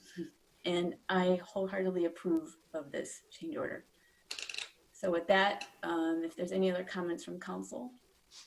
I have a quick comment, Mayor Piana. I echo and support a lot of what you just stated, Mayor. And I want to add to the discussion that considering and heightening mobility and bikeability, from my perspective, has a strong social justice element to it as well. I know that we live in the Motor City. You know, I drive a car, a lot of us drive a car, and we overlook the privilege that driving a car is. There are a lot of people in the Metro Detroit region and in our community, residents who live here, people who work here, people who pass through here, don't have that luxury and rely on their own 2 feet or a bicycle to get them safely from one place to another. And it is really important to me that we heighten the safety concerns of those who are not in cars. And like you, Mayor, when the timing on Woodward changes, I find out about it very, very quickly. When someone's injured crossing Woodward, we all hear about it very, very quickly. This is a pivotal geographic location in our community, and at the risk of completely overplaying this this borrowed quote from Hamilton, I'm not throwing away our shot to have an impact on changing how Woodward impacts our community. Yeah. Yep. Thank you. Yep, go ahead, Mayor Pro Tem. So just to kind of actually to piggyback on what Councilwoman Bruner James has stated. I just want to share that I've actually witnessed, and I'm sorry, you can hear my dog lapping his water in the background, I apologize. I've witnessed tragic situations on Woodward due to the timing and to the safety issues. I've also know of individuals who just being the pedestrian that they are, have been injured on Woodward. Life-changing injuries. So I truly feel that this is definitely something worth exploring. it can be a little worrisome because it's going to be a drastic change from what we're used to.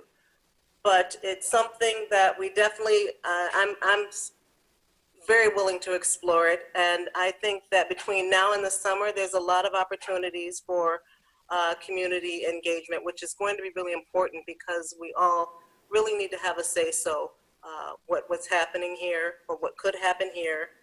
And because we'll all be using it in one way or another. So really focusing on safety, and I think I mentioned some of the safety things that I was concerned about at the last Ferndale Moves community meeting that we had. So I'm trusting that with community input, with knowledge and information and guidance from the experts, that we will do what's best for this community and to make Woodward as safe as possible without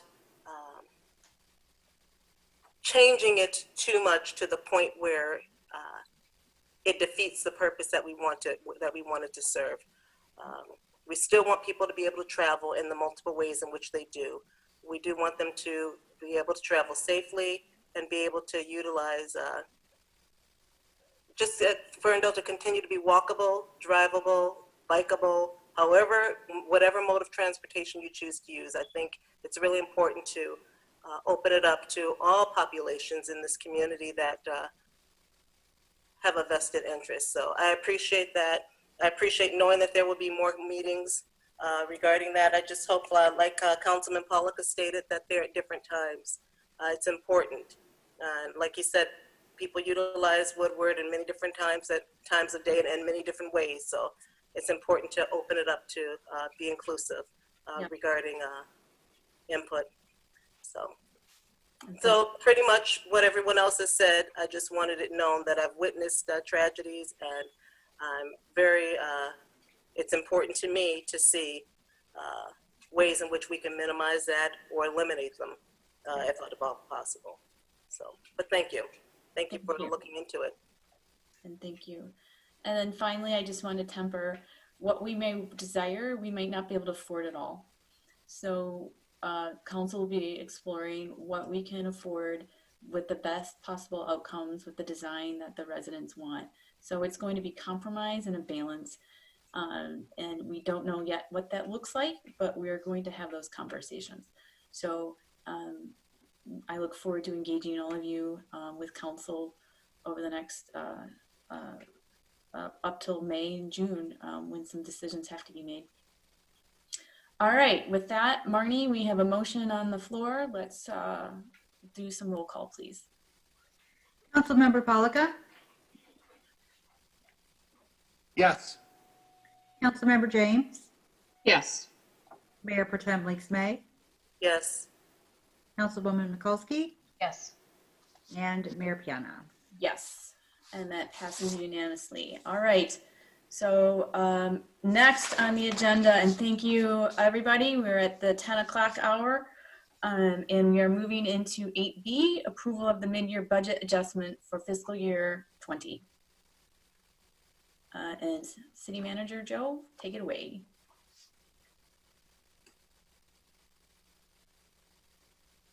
Thank you, Mayor. This is a pretty direct, practical item. Before I begin, I was just about to ask him to remove the screen. Before I will begin, I'll just give a preface of what the mid-year budget adjustment is, and I did put that in the cover letter in the packet, but it's really a practical item. The City of Ferndale, as a reminder, operates on a fiscal year that begins July 1st. So every year we would seek to propose a mid-year budget adjustment at the end of the second quarter, 6 months in, and it's our time to review trends, activities, changes in the environment that might affect how we move forward at the mid-year point with moving forward on budget items that were approved during the April budget process. So with that, I will share my screen and I will bring up a presentation to facilitate discussion. One moment, please.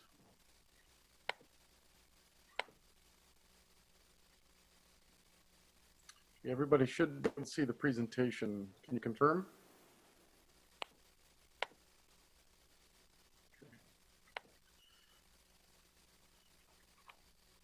So before, as always, every budget discussion we like to put it out there just a reminder of the community vision and mission. The vision certainly speaks to the topics that we've been discussing around projecting inclusivity and diversity and making sure that we're the benchmark of modern community. And then the mission, that's really a reflection of the values that we preach for our city culture staff. So all topics on the agenda speak to both of those vision and mission items. A general overview of where we're at the mid-year point. Through the second quarter, city property tax revenues remain as expected, as we might have projected. This is an opportunity to just pause and be mindful that property tax impacts of the pandemic or other macro scaled items clear a lagging statistic. We will know better if and what impacts the COVID pandemic has had on property taxes next year at this time when winter appraisals occur. There were some, and there are some material changes generally in fee-related items. These are permitting, licensing, programming fees that are relevant to any programs that we would have budgeted for in any other budget year in the absence of a pandemic. And just a reminder, every local government is going through this, so you are going to see a lot of local governments and our neighbors also presenting similar mid-year budget adjustments. We're all in the same situation together. You're also going to see a lot of local governments who have delayed or deferred for an extension on financial audits has also been a common. We are one of those, and we will be, and I'll close with this, but we will be presenting the 2020 fiscal year end financial audit results in January 11th. And just a recap of what we've done. So April 27th, City Council adopts the budget as presented. That is in the April 27th City Council packet. That date is set by charter. On May 26th, I presented the council a plan to reopen the community and also presented just a general list of items that we'd undertaken to kind of proactively address expense reductions. A significant portion of that was achieving unanimous staff concessions from every non-union and union that I approached. And that is quantified later on in the presentation. Just a reminder, in April, the budget really was due at the same time that the pandemic really began. So right out of the gate, before we really presented the 2020 budget, we had a draft budget and we proactively agreed on these cuts. So in fiscal year 21, our current fiscal year, we agreed on $1.924 million in cuts proactively before we even really initiated the project. So those items were taken off the table. Now at the mid-year, this is a snapshot of a summary of all of our revenue categories. And this is our current position. On the right, I would point you to look at the change in dollar value and change percentage. You can see the general trends are consistent with as I described. The finance director at the end of the presentation could speak to this anomaly. This is an anomaly in terms of the personal property tax reimbursement that the state treasury divvies out. This is inconsistent with previous years. Sizable impact from losses of fines and fees. And as you see, the recreation department has been significantly impacted by COVID. Remaining general fund balance or general fund is just the remaining departments. What have we done? Here's a description of all of the departments in terms of bottom line and how it's been impacted in terms of changes we've made and expense adjustments. The most significant one being Parks and Recreation again. That is consistent to what we would have expected at this point, given the restrictions of the pandemic. Some featured general fund expense adjustments. The value of the concessions that we obtained for city staff, non-union and union, valued at $130,000 in wages collectively, and other personnel related adjustments kind of downstream from those decisions amount quantified to a reduction of $400,000 in personnel related expenses. So all in all, $530,000 in staffing adjustments have been made since the pandemic in April. Additionally, we've highlighted just an additional $200,000 in value of capital deferments, and the remainder is really a combination of COVID-related adjustments we've already alluded to, right? A lot of staff trainings that were planned for weren't undertaken, changes in professional membership, changes in contractual services and operating supplies across the board. The focus on any reduction was to make sure that if where possible, we maintain a quality level of service that our community expects as it relates to our essential services. Looking at the bottom line with the general fund, we're looking at about a 5.3% reduction in both revenue and expenditures. That's the tracking. So you can see what was adopted in April was about $23.9 million general fund budget. We are projecting it to $2.6 million, so a significant hit.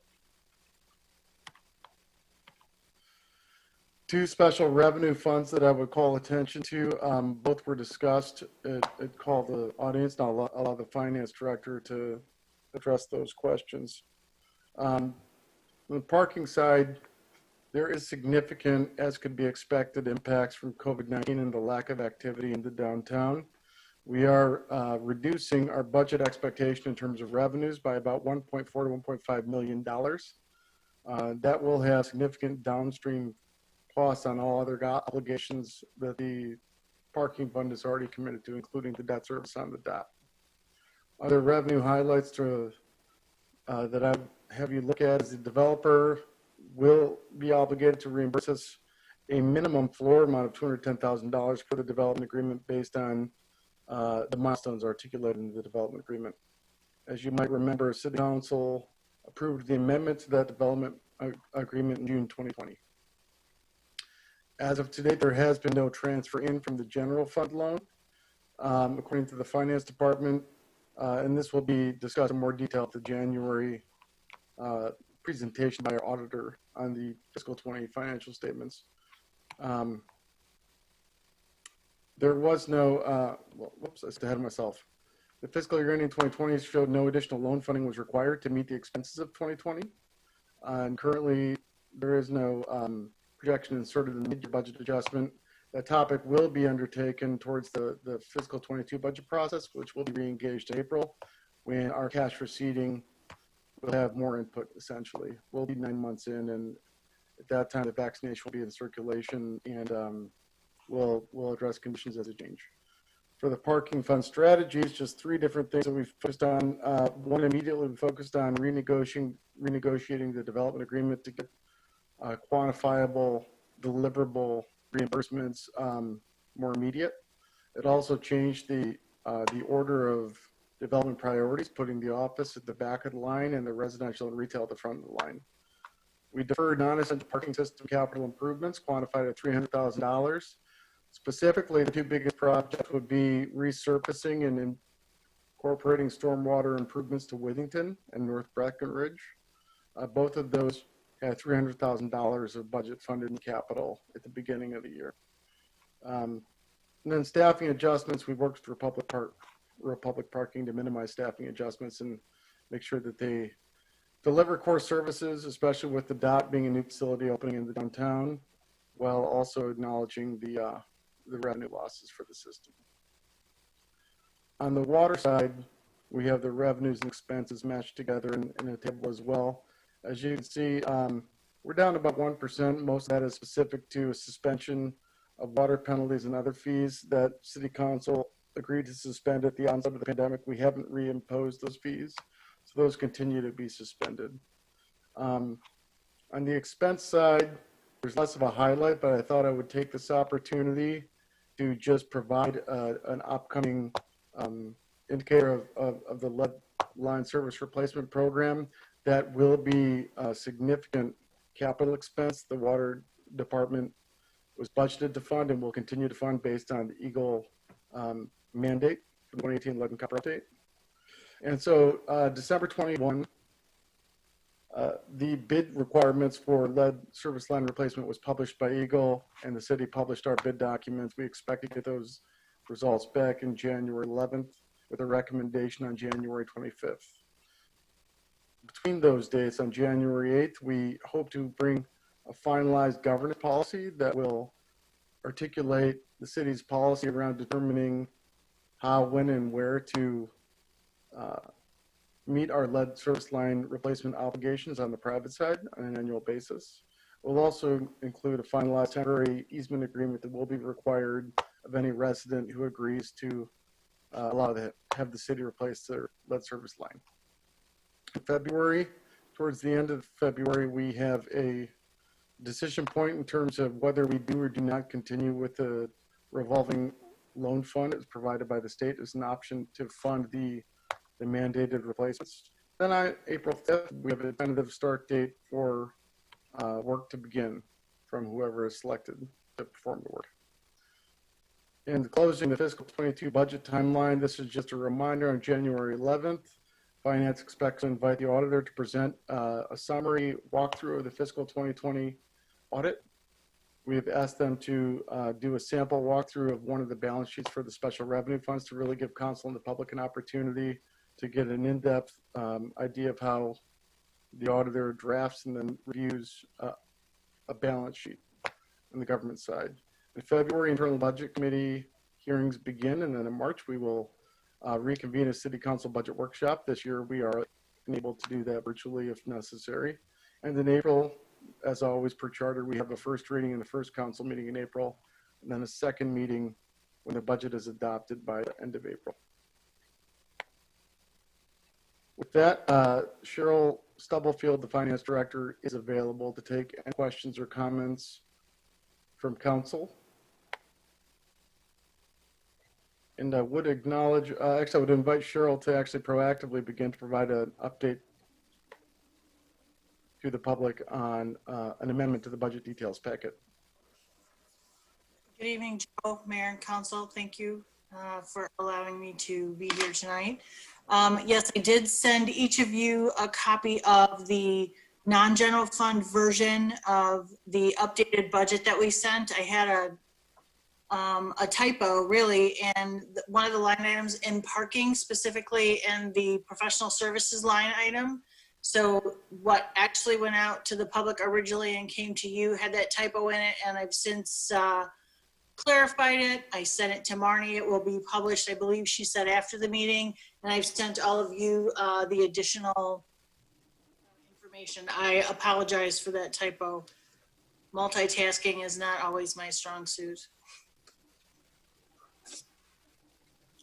And if you have any questions, I'm here to answer them. Thank you, Joe, and thank you, Cheryl. We'll open it up to council for questions, and I'm sure you have many. So who would like to start?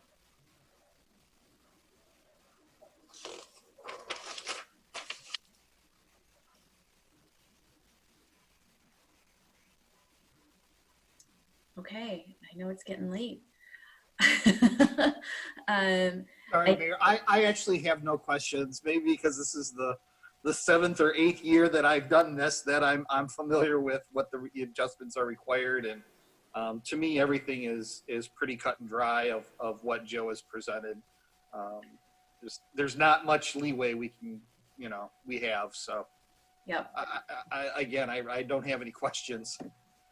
Well, I just appreciate your thoroughness, Joe, and Cheryl. It looks like Councilwoman Mikulski has unmuted herself. Do you have some questions, Councilwoman? I think I just found the line item. I was trying to find the line item that had the error, and it looks like it was on page 30, and that changes the 2020/2021 projected budget. Contractual services was a negative 9 million, and now it's turning into 98,000. Is that correct? Yeah, it was just a small error. Right, just a tiny one. Just a couple of zeros, man. That was one of my big questions, and I appreciate all the presentation material that you put together, Joe. That was hugely helpful since I had questions about the parking fund and about the water fund. So that answers everything for me. Thank you. Laura, did you want me to address some of I know that you had some questions regarding the fund balance, like in the water fund. I'm prepared to kind of give you a quick little walkthrough. If you could, that would be fantastic. Yeah. So when when we look at fund balance, a lot of people assume fund balance is like our savings account balance, and it's not. It's like our whole portfolio balance. So when we have $25 million in fund balance in the water fund, what that includes is it includes the cash that we have, but it also includes all the value of the water mains and all the infrastructure. So that 25, let me see, I think it's 25, give me 1 second. The $25 million in the water fund, really 23 of that is our infrastructure. It's our buildings, our equipment, our mains, our pipes, the meters, all of the physical things that we own. So I use this analogy a lot because I think it's easier for people. It's like it's your home. So if you have a home, even if you're paying on your home, the total value of your home is going to be in your bottom line of your own personal portfolio of things that you own. So there might only be, you know, $1 million or $2 million in reserves, but then we have $23 million worth of assets that we own to run the water system, the meters, the vehicles, the mains, all of that stuff. And so that's why it looks like the fund balance, if we were to get out of the system and like, just like if you were to sell your house and we got rid of all of those assets, the value would be $25 million. I mean, is that a good analogy to help make sense? Like water systems are very complicated. Right. So basically we have round about 2 million in liquidity, which is definitely not enough to pay for our lead service line replacement. No, and really what we have about 2.1 in reserves, and that's intentional. You know, for our operating expenses, both for the water and the sewer components of that system, we try and keep 90 days of expenses on hand in reserves, because we pay monthly for the water that we get from GLEWA, but we allow the residents, and allow is the wrong word, we sell it to the residents, but they don't pay us until 3 months later. So 90 days is what we really need on hand to be able to keep up with our bills. It's just kind of making sure that there's not a gap in the cash that we have. We also keep a reserve that is, we have about I'd say $500,000 to $600,000 of reserves for emergency replacement. And that number comes from 2% of our net assets. So 2% of all of the, you know, the money that we have sunk into the infrastructure, we keep 2% for, you know, water main breaks, things like that, just emergency things. So those are the amounts that make up what we keep in our reserves. And so that's what you'll see in the fund balance. And when the auditor walks you through that, that's not always a course of talking about the budget, because the budget is strictly revenues and expenditures. It's the income side of the statements. So the fund balance is more of an item of the balance sheet. Take your assets, your liabilities, and all that stuff that you guys probably don't want to talk about. And that's how you come up with, you know, what your fund balance is. It's really just the value of that entire fund. Great, thank you. Thank you. That was actually very helpful.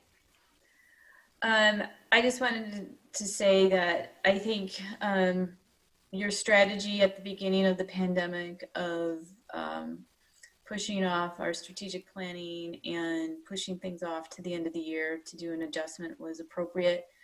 It is what every other city is doing, but we have a better accounting of where our revenues have declined. And really, I think, unfortunately, that we have these problems from the pandemic.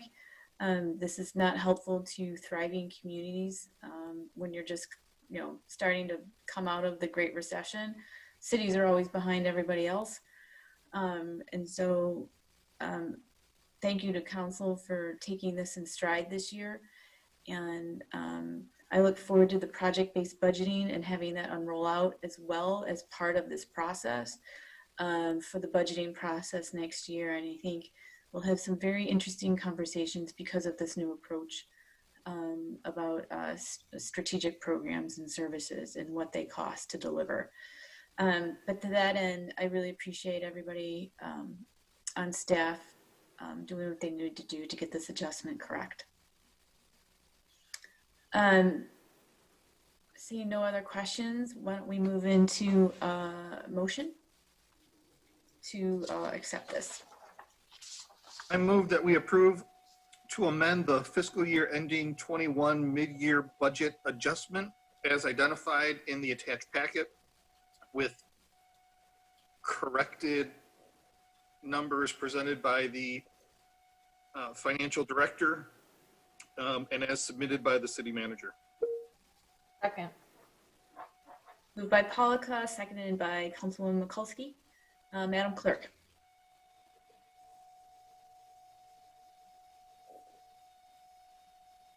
Councilmember James? Yes. Mayor Pro Tem Leak-Smay? Yes. Councilmember Mikulski? Yes. Councilmember Polika? Yes. And Mayor Piano. Yes, and that passes. All right, we are on to our final regular agenda item tonight, which is confirmations of boards and commissions. And we have two folks tonight, and I do not know if there's anybody here from the DDA for Jadana, but I do see that Patrick Braga has hanging in there the entire meeting for his appointment. Way to go. I guarantee your planning commission meetings will be longer than this one. So, so with that, I just wanted to say that I'll introduce these, Madam Clerk. And Jadana is the owner of Margot and Max. And she has been coordinating with Lena Stevens, our DDA director. And I've had a chat with Jadana as well about her interests, and very welcome to have her join the DDA board. And typically the process has been that we did take applications from the open call for board members, and there's also a recruitment side on behalf of the DDA board to meet the requirements of the board bylaws to have property owners and business owners located in the DDA on the DDA board. So some of the requirements are slightly different than the normal boards and commissions process, but we followed the traditional route too of doing open call. Joe, did you have? Yeah, through the chair, the DDA director just messaged me. She does have a statement that was prepared by one of the candidates that she could read. Sure. Hi, good evening. Yeah, I know it's all late, but I think marking this occasion is important. So I have a statement from the current chair, Jackie Smith, as well as from Jadana. So I'm just going to read it directly. From Jackie Smith. I wish the mayor and all of city council and staff a happy solstice. Although I cannot be here to welcome Jadana as I am celebrating my holiday, I feel this is a very auspicious time to appoint her. Perfect even. Solstice this year's in particular is a time to set the intent for your future and make a plan for the life you want to lead in 2021 and beyond. This is a time to reflect on your needs and enlighten what needs to evolve. Appointing Jadana today sets the DDA on a powerful path and creates an empowered intent for our future. Jadana brings communication, accountability, empowerment, hope, and a brightness that inspires us. I have known and volunteered with Jadana since our kids were in car seats, and I'm very pleased to work with her again. Welcome, Jadana. We are better for having you as a part of our team. And Jadana says, I am excited to be joining the board of the Ferndale DDA. Now more than ever, small business owners need the help and support of their communities. I am proud to own a small business in downtown Ferndale. As we have navigated COVID-19, I have never felt alone. A large part of that has been due to the support of the community and the DDA. I'm looking forward to bringing my ideas and enthusiasm to the DDA. Thank you for this opportunity. Thank you, Lena, for reading both statements. You're welcome. And so that is the introduction of Jadana joining the DDA. I'll leave it up to council to determine if you want to do these independently, since they're two different boards, or if you'd like to do one motion. Is there a preference? I move that we confirm the appointment of Janet Dignas? Go ahead. Dignas? I'm not sure how to pronounce her last name. Dings? The Downtown Development Authority for a term ending December 31st, 2024, and the appointment of Patrick Braga to the Planning Commission for a term ending December 31st, 2023. Yep. And that is a motion by Polika. Is there a support? Support. All right. Well, Patrick has been hanging in there. I just wanted him to take the opportunity to introduce himself. He applied back in October, and I asked him to hold off because Ian Williamson just resigned at the end of the year and had his last planning commission. So the seat just became open. Good evening, honorable council members. I'm Patrick Braga. I live on Camden Street. It's a pleasure to meet you all virtually. It would be a sincere pleasure to serve on the Planning Commission. Although I'm a new resident of Ferndale and arriving during a season of physical distancing, I've taken as many opportunities as possible to explore both Ferndale and the metro area on foot, bicycle, car, and in endless city planning documents from the past and the present. I'm an urban planner who's keenly interested in land use innovation, inclusive housing, and sustainable mobility. And my thinking has been shaped by experiences in the public, for-profit, and not-for-profit sectors, as well as community advocacy in 3 or 4 different states. And I'm thrilled for the opportunity to serve my new community and to help Ferndale think about how to shape its future in new and exciting ways. Thank you. Thank you so much for being here tonight and introducing yourself.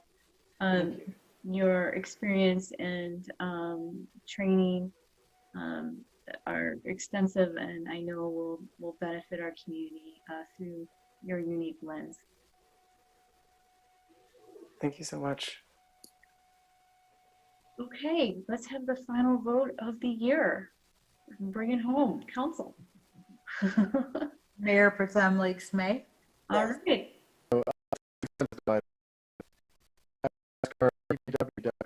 Give us an update about any service disruptions.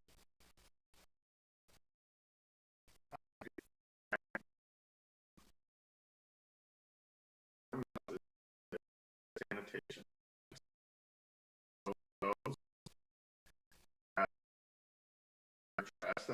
Trash pick up over this week and next week. Those picked up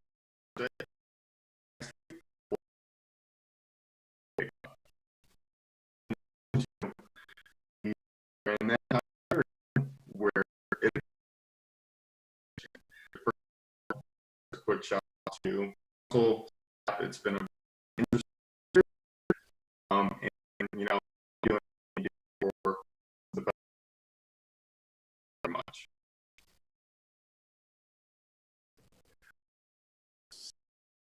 The director of the DDA because it's timely. Selena.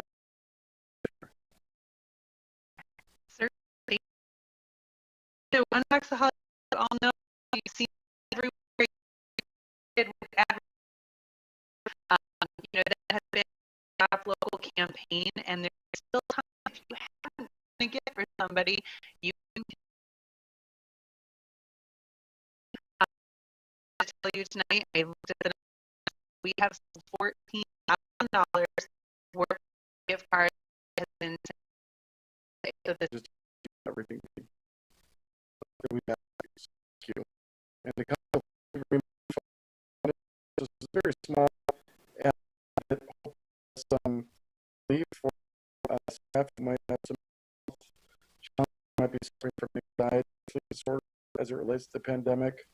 Our staff are just like all of you. We're managing this a day at a time, and it's different for everybody. So I really sincerely appreciate your willingness to fund that initiative, and thank you, and have a happy holidays. Thank you, Joe, and thank you, staff. We'll open it up to council now, and we will start with Councilman Polika. Thank you, Mayor. Firstly, I just want to congratulate our newest member um, to the DDA, Jadana, and also our newest member to the Planning Commission, Patrick Braga. Patrick, I am the council representative on the Planning Commission, so we will be working together, and I'm looking forward to it. I also want to thank staff for an incredible year. You guys, as always, do such an incredible job. It's amazing when so much is thrown at you that you guys are able to accomplish all the work that you do and at such a high level of quality. So thank you. And I want to thank my fellow council members for an awesome year. It was difficult, obviously, but I really, really enjoyed working with all of you, and I'm looking forward to working with all of you next year as well. And I would like to end my thoughts for 2020 with this. Although there are parts of me that are grateful for what I have learned and what I have discovered, the largest part of me will not miss you, 2020.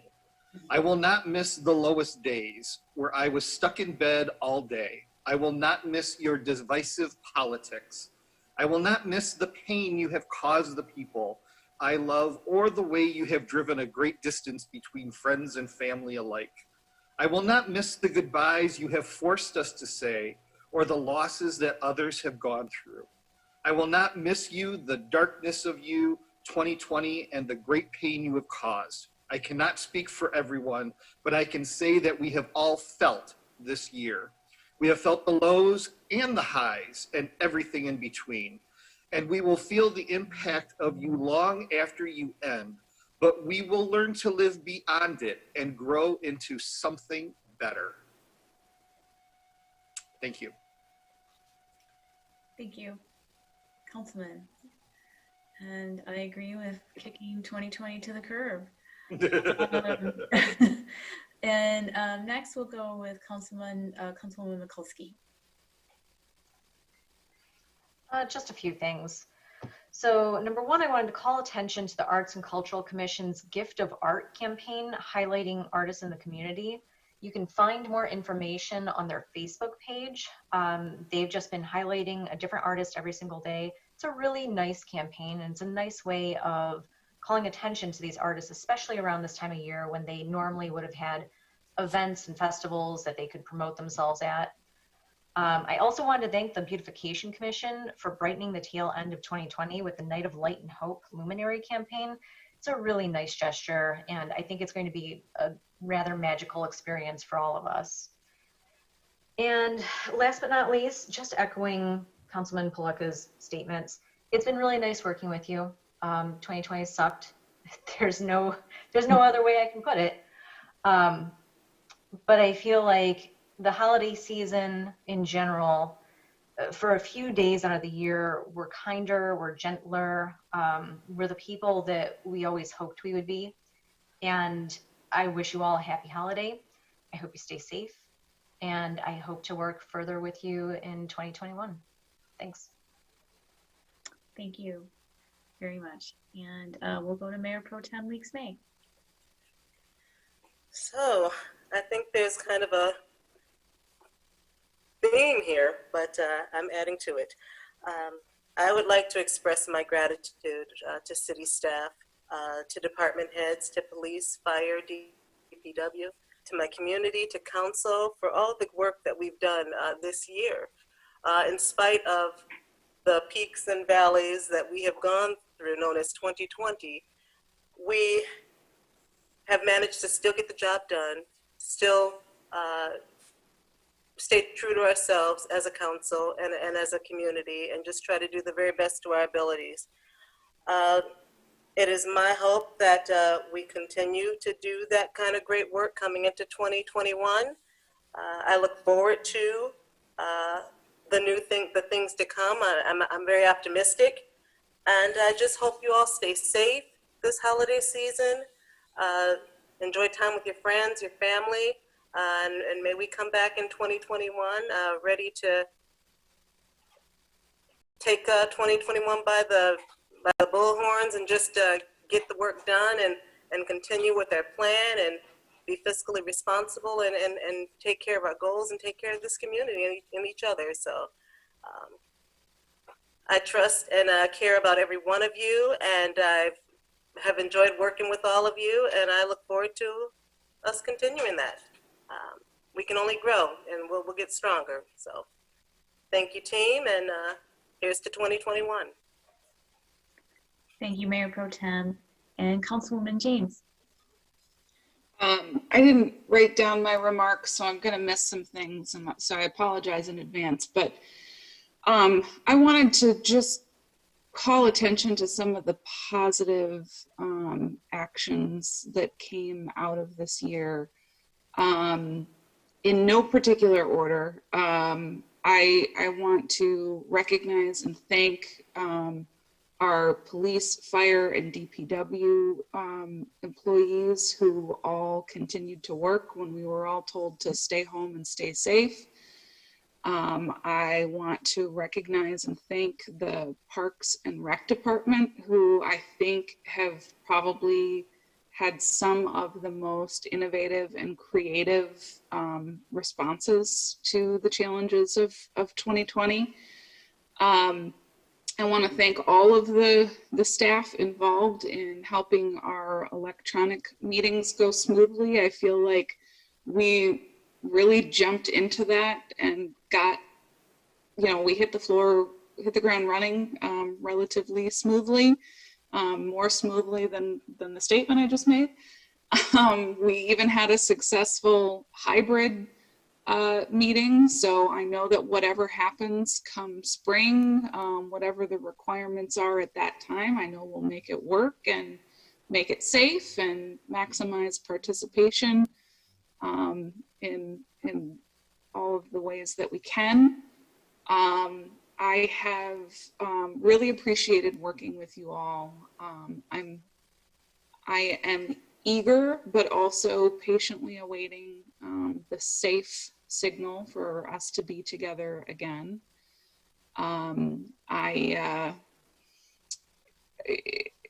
recognize the challenges that we've all had to face this year, whether it's loss of childcare, or even, even the social and it's not a season where we're yet again trying to make tough decisions. I know that my family were Christmas because if we make the tough choices now, that within a few months, maybe folks will be vaccinated, we'll all be together and be healthy. I encourage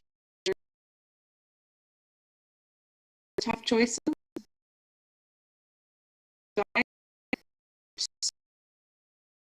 So close, we can see it. Hang on just a little bit longer. And here. Thank you very much.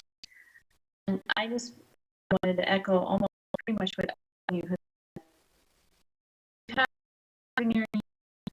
An extraordinary choice to overcome changes. And I'm very proud of us, our team, all the who have stepped up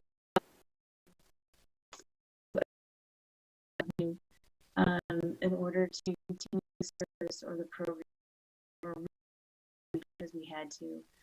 And to me, that is just testament of that we continue to rise to the occasion.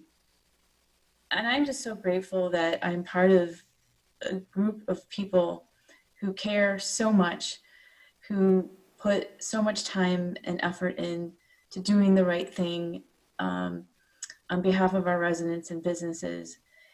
And I'm just very proud to be a part of it. And I look towards the positive that came out of this year.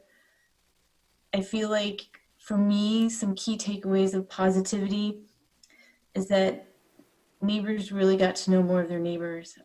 I really hear people who say that they interacted with people on their street in a way that they never have before. And they started learning a little bit more about their needs of their neighbors and stepped up where they could.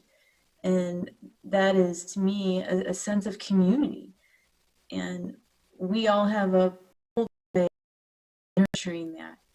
And that's what I saw the best of out of Ferndale this year in terms of nurturing one another during something that we all tried to wrap our hands around or our heads around all at the same time in our own different ways, facing our own different family, friend situations. And so to me, that is, the Ferndale love. And the Ferndale love got us through this year. And I'm just very grateful that we have that. Despite all the hard things that happened, we still stayed true to who we are as human beings, and making sure the community is taken care of for in the best way that we know how. So with that, I am looking forward to a better 2021. Oh, I also wanted to say, I know for our new members of council, Councilwoman Mikulski and James, how hard it was for you to start your first year and 2 months into it, go straight to Zoom. It is not a typical year to be a new elected official, and I think you both have adapted as well as anybody could. And I just appreciate everybody jumping in and leading in the lanes for the things that you care about, because not one individual on council can do all the things. And so we rely on all of our talents and strengths to bring to the table and work with staff to move things forward.